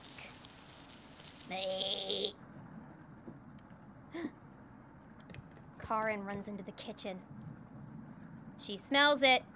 What is that smell? Give it to me! Now! You don't argue. Karin grabs a cutlet, burning her hands before bringing it to her mouth. You've got an hour or two left, depending on the pace. Oh, okay. Maybe we'll just do one more day left and then we'll end off, because I'm starting to get a little tired. But I want to finish this game. Good God. She hungrily devours it, barely chewing. She grabs another cutlet off the plate and eats it. You thought she was concerned with rationing. Gregor wakes up from the couch and heads into the kitchen. Oh God. Already? Gregor looks conflicted, but he succumbs to the hunger. They always do. Gregor eats his food in a few bites, carefully grabbing a second cutlet. The tears start streaming down his face, but he doesn't make a sound. He knows. You join them in the meal, quickly consuming the meat on the table. I can think straight again. We'll be out of here in no time. No need to ration anything now. Karin is sounding more determined than before. I'm going to lie down on the couch. Try to keep this food down. Gregor crawls onto the couch, turning his back to you. Karin leans into a whisper. I'm glad Mariah and Anatoly are gone. They were stopping us from bonding properly. How did you get so good at it? You tell Karin. After one bite, it just made me feel whole again. Even with the nightmares, it's worth it. It took a few nights, but I fought back. And now it's all I can think about. I read the book on necropsy. Necropsy. The text is ancient, but the diagrams are beautifully drawn. Very descriptive. How many years did it take you to perfect the craft? We've always been a killer. You tell her. Yeah, right. I used to tell Mariah that you weren't funny, but that's not true. Sorry about that. You've grown on me. Karin pauses, deep in thought. You know Gregor can't swim, right? He'd be the next to leave, but he doesn't stand a chance outside. They always seem to come back, right? In one way or another. Why wait for him to come back? Karin hands you a vial of liquid. I think you know what needs to be done. This is a strong anesthetic. Don't ask me how I found it. I'm guessing the vegetables gave it to her. I want you to slip this into Gregor's mug tonight. This is for the best. He won't feel any pain until he wakes up. All you have to do is stand back and let me work on him. This request is beyond extreme. Will you do this for me? I think we might be a little past the point of touching titties here. I am no longer horny. Do we do it? I mean, I feel like if we say yes, we'll completely boost our relationship with her, right? I don't think they ever went swimming. They literally got killed outside. Probably. No, just bond while we murder our friends together. Do it? All right. Let's say yes. Let's do it. Sorry, Gregor. I gotta do it for the Karin titties. I gotta. I knew you would. Thank you. Yeah, and at this point, we can't go back. We're way in too deep. You nod. She's learning quickly. You definitely think Karin will remember that. Well, I'm guessing we're gonna get the Karin end. She is no longer mommy. No, she's scary mommy. Oh, wow, there's multiple endings. Look at that. Well, we have a fully boosted relationship with Karin. I guess that's good news? Yay? Karin hands you a vial of mysterious liquid, and you add it to Gregor's mug. Gregor, it's been a while since you've had some water. Come drink with us. You have to do a NG plus to get them, though. Okay, new game plus. Well, that just means we'll have to beat this game, then. Gregor looks frightened. I can't stop thinking about the little guy. I can't even remember what happened before we arrived. It just never ends. I miss Anatoly and Mariah. She doesn't. Let us toast to Anatoly and Mariah. They'll always be inside of us, Gregor. Literally! Can't change that now. Gregor begins to weep. You're right. We're having it raw tonight, Gregor. What? Eating raw meat is one of life's great gambles. Get awfully sick, or... Gregor slowly puts the meat in his mouth, ignoring the smell. He swallows each bite with a wince on his face. Trying not to get sick. I'll never forget the first time I met Anatoly. We were kids. I was chopping firewood outside the house. Anatoly brought over a butterfly net filled with them. He introduced himself and asked me if I wanted to hold one of the butterflies. I had never held one before.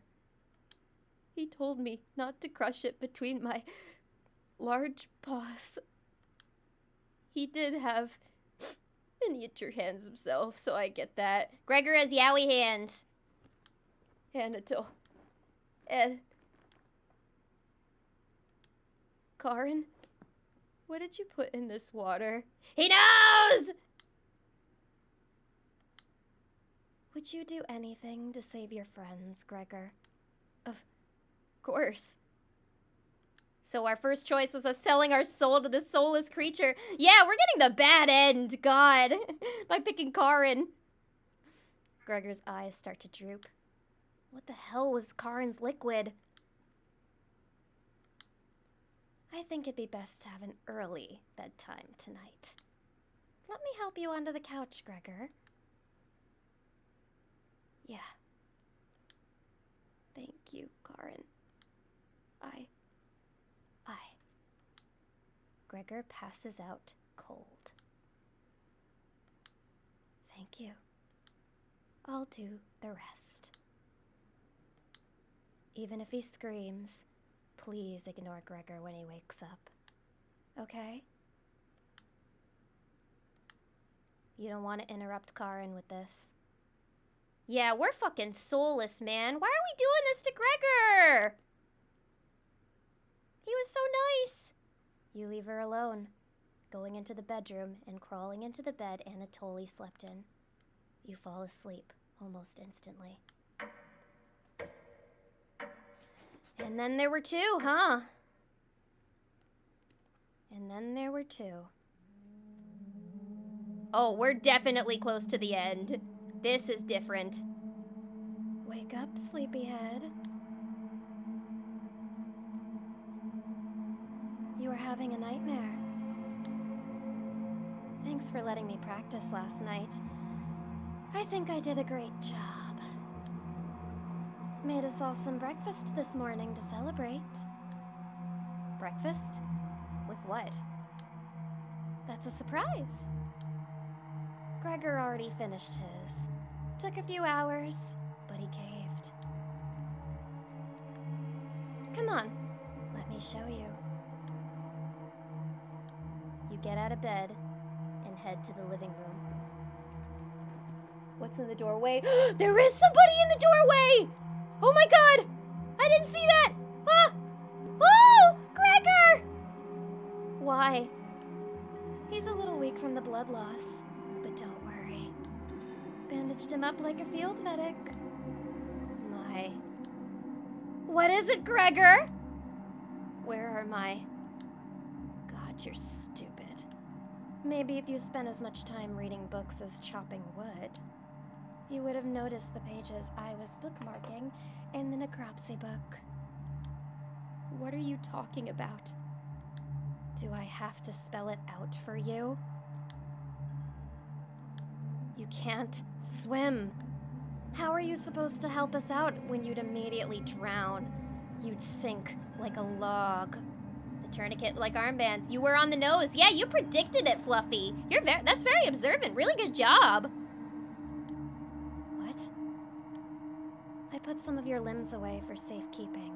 Oh, well, at least you let him keep one arm. That leg was pretty tasty, huh? Gregor goes pale. How's that for a big breakfast? And don't try to crawl away. If you leave this couch, I'll end you. I don't want any of it to go bad, so we'll have to eat that fresh arm when anything else is gone. Speaking of which, going to start cooking another chunk. I'll leave you two alone to chat. This has gone too far. Hey. All I wanted to do was keep everyone alive and together, but I failed at that. Are you disappointed in me? Yes. Oh, I wasn't expecting that. Who's answering that? Was that supposed to be Gregor? I mean, I am pretty disappointed. When it's time, don't let her... Oh, that's Gregor. Don't let her torture me anymore. Please, make it quick. Damn, I didn't know we were talking to Gregor. My bad. I beg of you. I'm sorry. Getting too lightheaded to hold a good conversation. She's going to torture me again. You know that, right? You nod. Gregor grows a little more pale. Can you cover me with a blanket? I've never been this cold. This cabin, it chills me to the bones. Or what's left of them. Please, consider it my dying wish. Alright, let's give him this solid. Thank you. Much warmer now. Oh, Gregor, watch out for that knife. Okay? Gregor begins to look at Peace.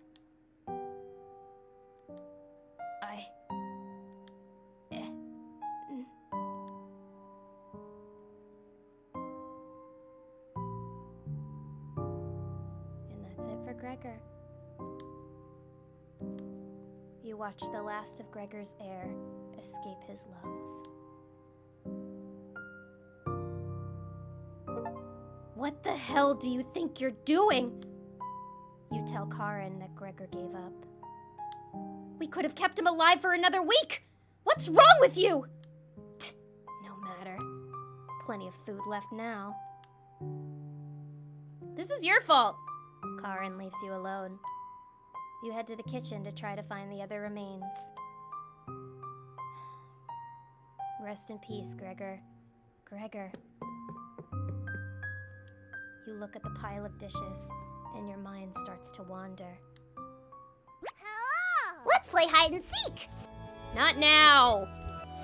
There's 5 of us to find!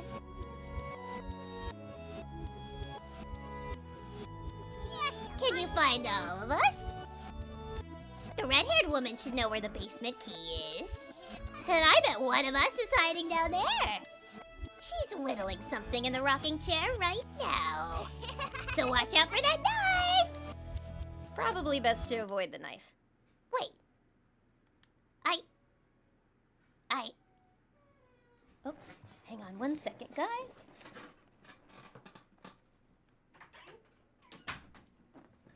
Heard a roommate come home, so I'm closing the door. Isn't that your knife? Why did you let her have it? You shrug.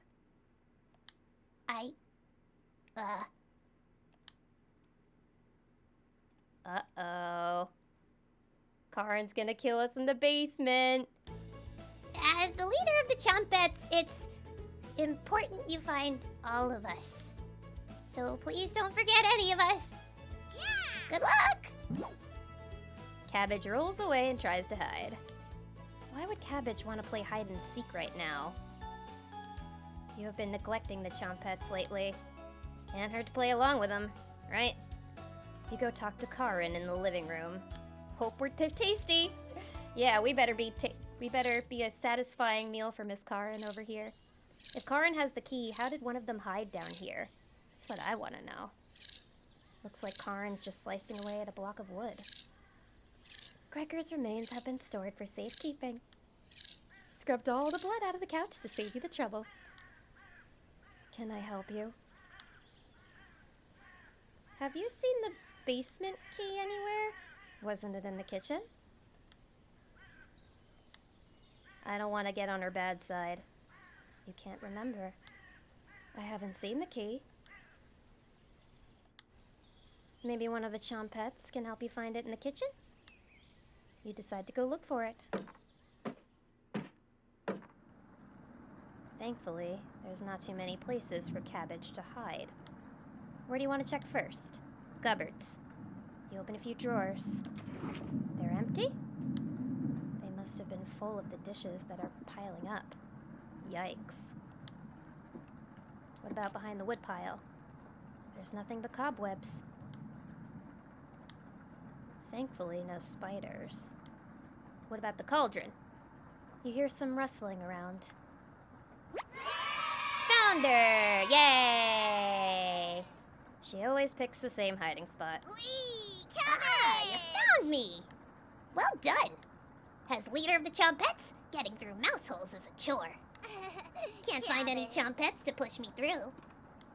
So I guess you'll have to help me out. Oh, now we have the Cabbage on our team. What if these guys are our friends the whole time? 4 Chompettes to go. What's next, Cabbage? Glad you asked. Keep it up. You'll be a member of the Chompettes in no time. You asked Cabbage about the basement key. Did you forget again? It's right in that nasty oven. I don't want to go in there. There's nothing but a big pile of ashes in the oven. You found the basement key. Yeah, there it is. That's to the room where we found Potato. Check behind the cauldron for the other one. Multiple keys? Interesting. I don't want to know what's in that basement. Let's go find Onion. He's hiding in the bedroom. She's making hide and seek far too easy. Chompettes! Find Onion! Cabbage rolls down the hallway. Can't hurt to find Onion, right? Let's do this. Found him! Fucking love that music that plays every time. Don't be a crybaby. It's just me. Onion! Onion! Today? Onion, onion. I'm sweet as sugarcane. Boy. Honest. Must be a Vidalia. Wow, Your breath stinks. I've been told. Drenched head to toe in sweat, too. Could smell you coming a mile away. Gross! Were you scared of the red-haired woman or something? A little bit. You tell Onion the truth. Whoa! Sounds like I missed some messed up stuff. You get a pass. I'm sorry to hear about Mariah, Anatoly, and Gregor. But yikes. That's 3 people gone in less than a month. Not as bad as 5 people in one night, though. Right? I would probably lose my lunch if I had to see that again. Yikes. Anyways, What do you mean again? These guys are definitely like children possessed vegetables. didn't mean to be rude. I got your back. Alright, that's 2 down. 3 more to go. I'm guessing we'll be finding Potato last. Glad to have you join us, Onion. No problem. There's nothing else to do today. That's not true. I heard Bread making noise in the living room. You know how loud he can get. Cabbage! Bread! The one and only. Chompettes! Let's move out! 3 more to go. Your party is quickly expanding. 3 Chompettes left. You're getting a terrible headache. And your face is feeling numb. And your legs aren't moving. Oh well. You do some timed breathing exercises for a few minutes. That seemed to help. You see, stretches are always helpful, right? You suddenly feel a second wind coming on. Time to get that bread. Let's get this bread. You proudly strut up to the living room, happy to be alive. Just happy to be alive. Breh. You hear Bread come out of the mouse hole. He's taking his sweet time. Found me! Everyone's secretly favorite trumpet, Bread! Bread, don't you loaf me. My cousin Cornbread taught me that one. He has hundreds, no, thousands of terrible puns. He's my role model. So what do you need? Need? You tell Bread about gathering the Chompettes together. That's a pretty crummy idea. Remember what happened last time? He shook a little when he said that. With Potato. I mean, we all chose to be in that drawer, but this, you're going against the whole grain here. Do you really think we want to go back downstairs? Cabbage. Bread, we need your help finding Potato. Aw, puns. Bread puns! Bread. Onion. Missed you, big guy. Come help. I would never let the Chompettes down. No need to pass my culinary quiz. I'm coming with you. I'm guessing next we're gonna find Raspberry. Raspberries. That's great, Bread. Glad to have you on board, Bread. Of course. Wait. Are you Drooling? All 3 Chompettes are staring at you. We're gonna eat them. Oh, I've been waiting to do this the whole game. Are you thinking of eating us? You accidentally lick your lips. Cabbage! Snap out of it!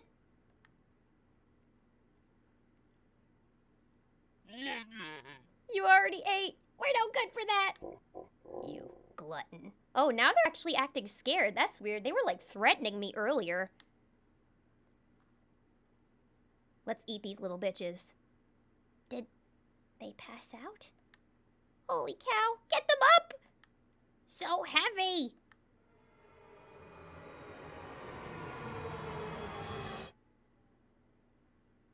You stumble to your feet. This is a fever dream. Hunger pain dream. Let's go find Raspberry and never speak of this again. I think I heard her over by the basement door. Perfect. Chompettes!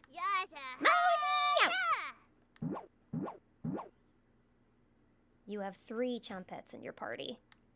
2 more to go. Your head feels like it's gonna crack open. Your hands have gone completely numb. This one is lasting longer than the others.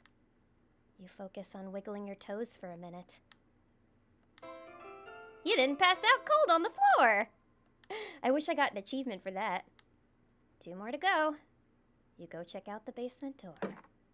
Ooh, we finally get to see the basement, guys. I've been waiting so long. Where is she? You feel a chill run up your spine. Thank you for the head pat. You feeling the goosebumps? Goosebumps are all over your body. She's here. The birds outside turn silent. You could hear a pin drop. You can almost hear her breathing. You feel the sudden urge to scream. You can't sneak up on me. Don't ever try that again. Okay. Surprise! Found you, Raspberry! Raspberry! Ugh. She reminds me of Karin. Oh, wow! It's very nice to see you, Cabbage! We wouldn't leave you behind, Raspberry. Eat Raspberry first. Raspberry's looking pretty tasty right now. I'm very drawn to foods that are the color red. Honest. We need your help finding Potato. Our combined Chompette detective skills say he's in the basement. Oh, yeah? Let's find Potato and get out of here. 1 left. I'm a little nervous to find Potato. He's gonna be covered in spuds when we find him. 1 more to go. Don't worry, the basement is already unlocked. What was the point of looking for those keys? Oh crap! The red-haired woman is coming over here. Chompettes! Let's hide! All 4 Chompettes quickly escape. What if you went to the basement from the beginning? Maybe we'll have to try that next time.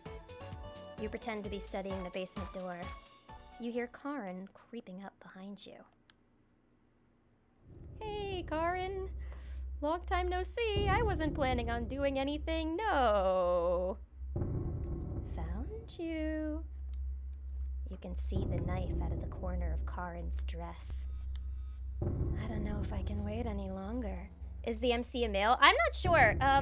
They always refer to me as you, but the one time they did use a pronoun, they said they. So I think it's kind of like they're either non-binary, or you can decide what gender you want them to be, I guess. I don't know if I can wait any longer. Karin drops the knife to the floor, walking over to hold you in a loving embrace? What? I can't wait any longer to tell you that I love you. We're definitely hallucinating. Karin looks into your eyes, laughing as she says it again. I love you. For the first time in ages, a genuine smile appears on your face. I wonder if this is because I maxed out my relationship with her. It was Karin all along. Your soulmate has finally been found. You create a new life together, devouring hundreds of men, women, and children. Laws and governments are powerless to stop your wrath. What is happening? Investigations into the cabin always result in another meal for the both of you. Your partnership is beautiful. All that oppose you perish. Karin helps with butchering your arthritis so your arthritis gets relief. You work together beautifully, making the world a terrible place for future generations? What? What's happening? One day, Karin becomes ill. What? You try everything to prolong her life, but none of the methods work? Karin can no longer walk around the cabin. Her condition worsens, keeping her bound to the bed. Are we dreaming again? You bring her borscht dearly? Not the borscht! But she can barely eat a bite without coughing. She isn't able to keep down fresh cuts of meat anymore. She is seriously ill. She definitely stabbed us. One day, she calls you over to her deathbed between gasps for air. Her eyes are filled with terror, but it lessens once she sees you. Karin tries to say your name, but can't get it out. I love you. You nod, crying softly as she tightly grips your hand in fear. Your tears fall on her dress as the last of Karin's air leaves her lungs. Her hand slowly lets go of yours, dropping to her side. You take the knife and wrap her hands around it, putting it in the middle of her chest. Karin. What the fuck is happening? What kind of ending is this? This can't be the end. This is a hallucination. A dream. A fever dream. A ruse. You were a true cooking companion.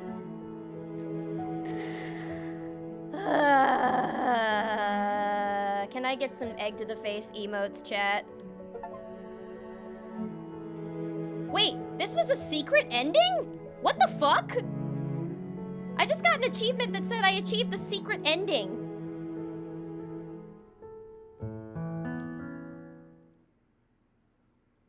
Is that it? Okay, that's not it, I guess. That was fucking weird. I'll tell you a story. But do you promise not to laugh? Hey, I said egg to the face emote, not an actual egg to my face. Ah. Oh, and I got an achievement for maxing my relationship with Karin.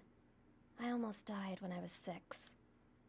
It was probably the coldest winter on record. My parents and I were snowed in.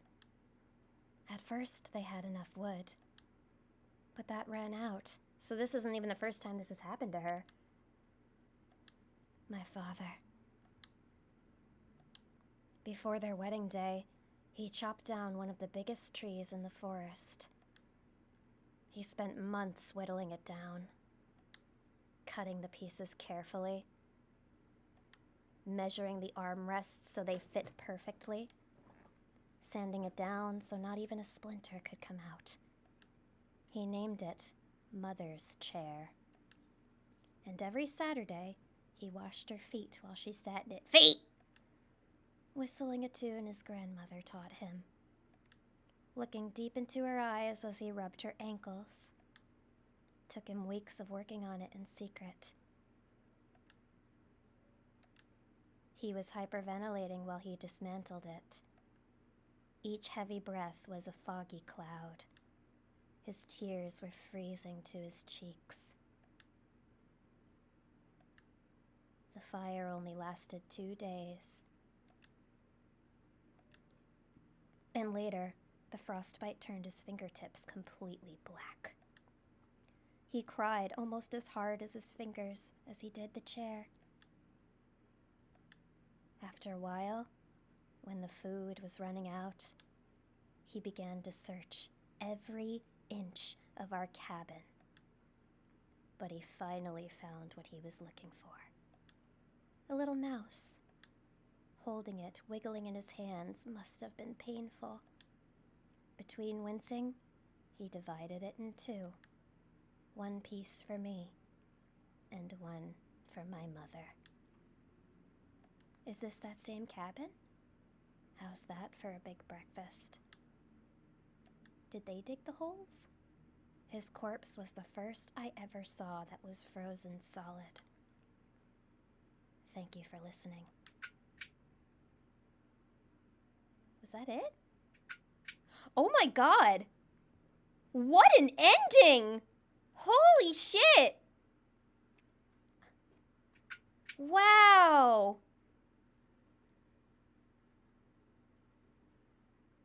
That was a really fucking freaky ending, actually. So was this supposed to be that same cabin? Yeah, and what about the potato? There must be multiple endings, my god. Holy shit. That was wild. That was really good, though. This was so good. To whoever recommended this game to me, thank you.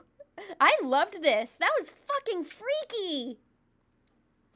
Please, Fluffy, tell me your theory. What the fuck? Oh, that was a fucking good game. Man, I haven't felt so creeped out by a visual novel since Doki Doki. Based on where this takes place, the dreams and the themes of the game. This was not the normal ending? Okay, I gotta figure out how to get the normal one.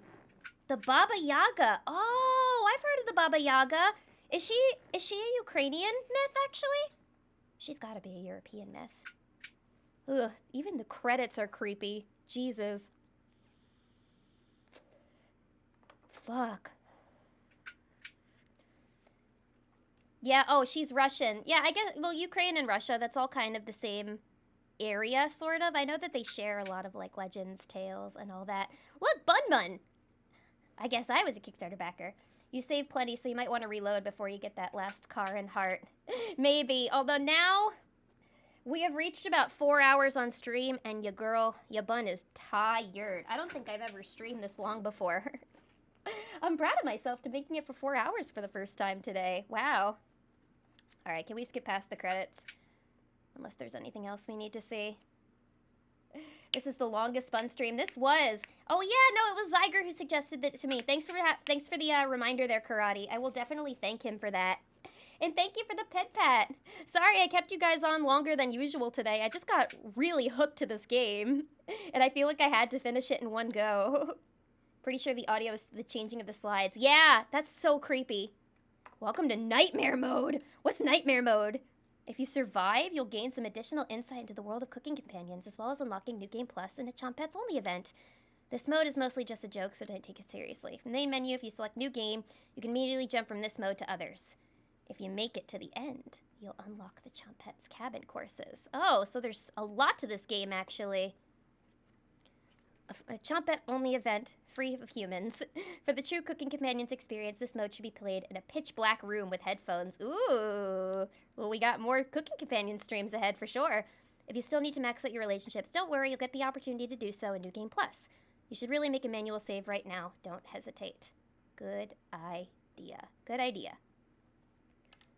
Thank you for getting this far. Your bravery is commendable and will be rewarded. Thanks for playing! Dear Dream Studios. Oh, almost forgot. Nightmare mode activated. You wake up in the bathroom again. Ah!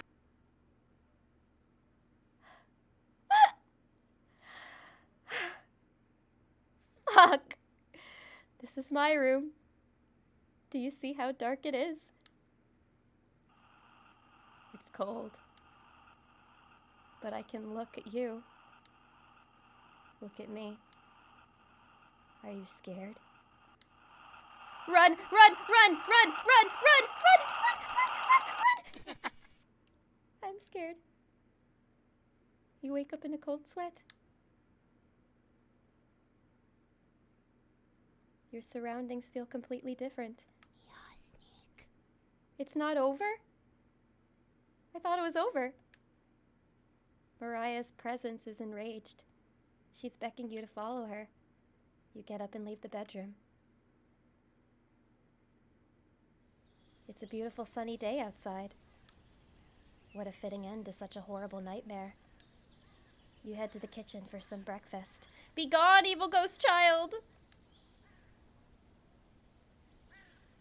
Oh my god! This will take ages to clean. Good job, yeah, It's getting louder. You take a few bites of meat. You last more of your sanity. You stare into the ash pile in the oven. Are they still upset? You head back to the bedroom to take a nap.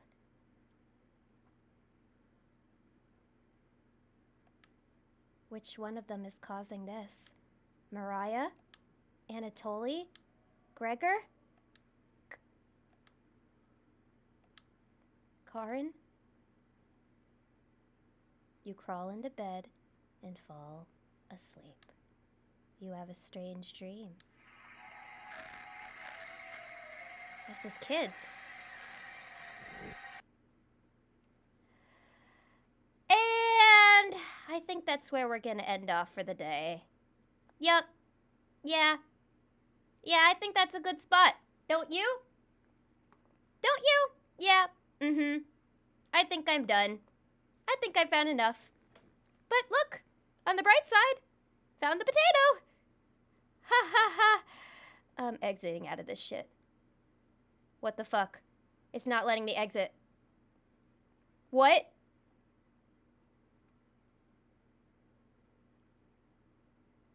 What the hell? Some of the spirits here have told me stories. Tell me, how old is he? You tell him. No way. And the water really did the trick? You tell him. Ha ha ha. Can't wait to meet him. Maybe he'll tell me his own version of the secret. You tell Potato he'll learn nothing useful. I doubt that. This is fucking crazy, guys. I really, really doubt that. Please let it be over. Wake up, sleepyhead. Karin? Why is it not over?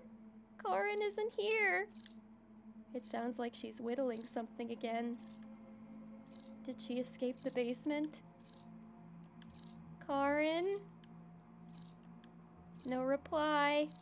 This is the stream that never ends. It just goes on and on, my friends. You head over to investigate. I'm actually like fucking scared.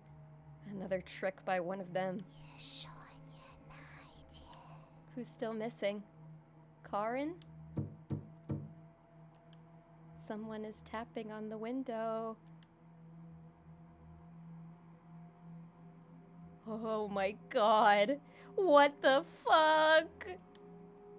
I can't get the taste out of my mouth. Are you done, Anatoly? They're getting more bold in their actions. You head to bed to sleep on it. 666 days. The four have returned to the first floor of the cabin. Wake up, sleepyhead. Karin? Come with me to the living room. Don't argue. You crawl out of bed to face them. Welcome. I've missed you, Mariah. We've been waiting for you all day. Be satiated by this opportunity. Would you like to start the ritual? What ritual? A ritual to manifest alternate possibilities. Mistakes mended. Regrets unrooted. Let the others depart earlier than me. Let me survive this time. This means join hands with us and form this pact. this ritual is unlike anything you've ever heard of. Agreeing to the pact could result in horrors worse than death. Anger channeled and linked. Extremely dangerous. Mariah's scoping out Karin's butt. True! She's wanted it the whole game. There might be no going back from this decision. Well, maybe this is the last of it? We saved. Think carefully before making a decision. I did! I'm saving! Please, I just want this to be over. I want to go to bed. Have you made a decision? You nod.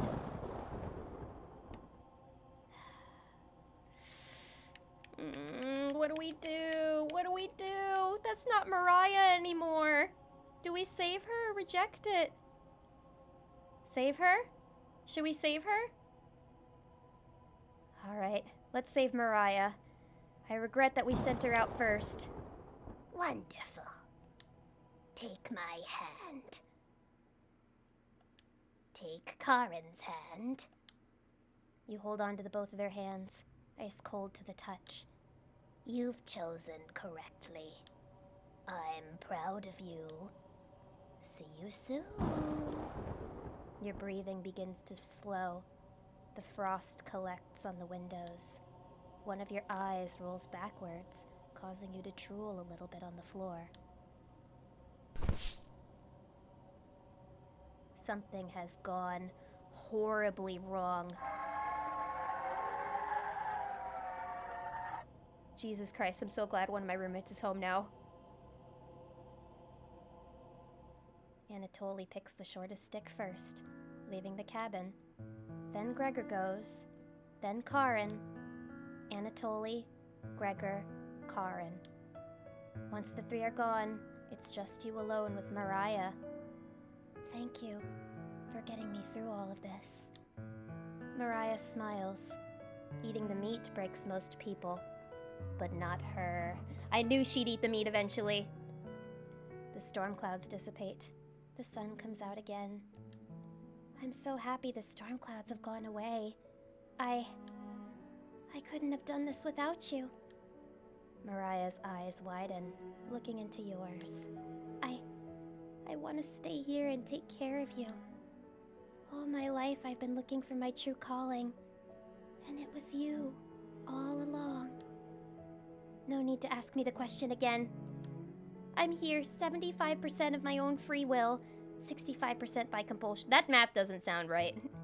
This game doesn't let go. True, I can't believe it's still going on. She answered correctly.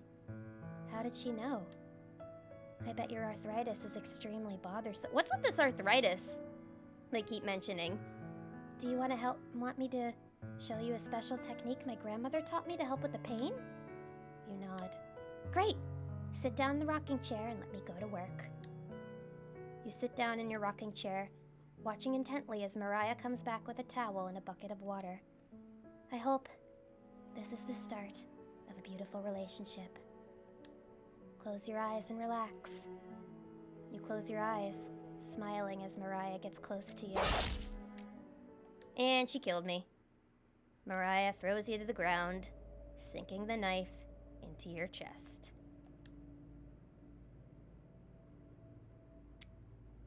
She looks beautiful. It's finally over.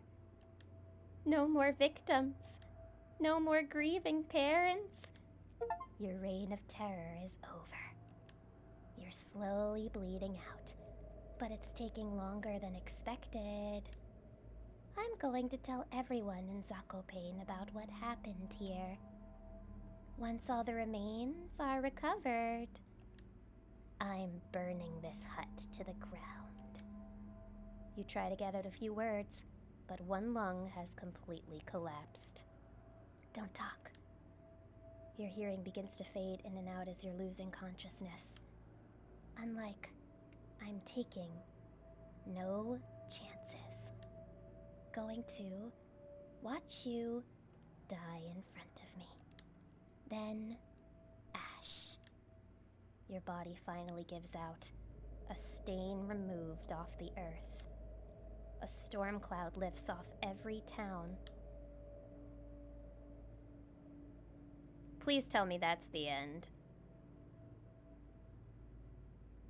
That's gotta be the end. After the events in the Tatras Mountains, Mariah embraces her destiny. The lessons of the cabin would break most people, but Mariah uses it to become a stronger person. After burying Anatoly, Gregor, and Karen, she worked with the Polish government to eventually return home to Ukraine. In April of 1945, Mariah is selected to attend a conference in San Francisco. Oh, this took place in the 40s? Actually, yeah, they didn't mention cell phones at all in this game. She's picked over Dmitry Molesky to represent Ukraine at the first meeting of the United Nations. Elected to the first committee, she helped create the preamble in Chapter 1 with the UN. Years later, she would go on to form a committee to investigate atypical beings. Using the cabin as a blueprint, countries around the world begin to document the numerous abnormalities impacting everything from death rates to food prices. The committee's investigations revealed that many historical events were swayed, either directly or indirectly, by these atypical beings. Mariah provided expert testimony for many of the trials that took place. The book and the notes found in the cabin gave helpful insight for prosecutory efforts around the world. When she reached 85 years old, Mariah became bedridden due to cancer. Surrounded by loved ones, she tells everyone in the room about the cabin. I miss them. Anatoly, Gregor, Karen. But I can leave this earth happy, knowing I shared their memories with all of you. I'm sure Gregor would be laughing right now. On March 15th, Mariah finally passed away due to complications. Surrounded by loved ones, her legacy is one of service and warmth. And murder! Cities become safe again. Children can explore freely. Wow, that whole domino effect from her killing me? The world is now a better place from her actions. God damn. Alright, maybe that was the end, hopefully. Please, I'm tired. Seriously? It's not? Alright, actually, I think that is. Is it gonna let us exit this time? Yes, it does. Alright. And that's the end of Cooking Companions.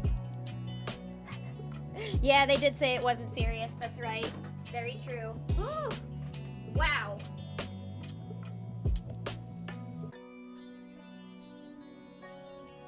Jesus, that had to be one of the most intense games I've ever played on stream. But God, was it good! God, was it good! I hope you guys liked it as much as I did. That was so much fun. As creepy as it was. Wow, we're definitely gonna have to get the rest of the endings for that then. We missed the normal end? Oh well. Well, we could get the normal end another time. But yeah, that was, wow. Whew, well, I'm exhausted, so on that note, thank you everybody for joining me today on this extra long stream. I promise my streams won't usually be 4.5 hours, but I feel like I had to at least get one ending in that. Thanks for stream. You're so welcome. Thank you everybody for joining me. Thank you Emmy. Thank you Buckaroo Holiday. Thank you Fluffy Snowfall. Thank you Iron Adden. Thank you I Ain't F with you. Thank you Dr. Karate. Thank you Death's Angel. Thank you Black Geeky. Thank you Alyssa Demon. Thank you, Austin. Thank you so much, everybody who joined. Thank you to everybody who followed. Thank you to everybody who donated and who gifted subs. I really appreciate it so much, endlessly. Since this was such a nice long stream, why don't we go find somebody to raid real quick? I think I saw Nyano is streaming right now, so if anybody wants to relax a little bit after the intensity that was that stream, you can unwind a little bit with some of Nyanotech ASMR's lovely ASMR. So let's go send Nyano some love, shall we? I'm in a raiding mood. But yes, thank you everybody so much for joining me tonight. It means the world that you guys were all here for this stream. I had so much fun. Hope you all had as much fun as I did. It was such a great time. And yeah, Sunday is gonna be the I need ice cream after that too. But Sunday is gonna be the Pokemon tier list stream. It's gonna be a lot more lighthearted than this one was. So I really hope to see you guys then. Thank you so much. Bye bye bye bye bye. Don't get nightmares tonight. Bye!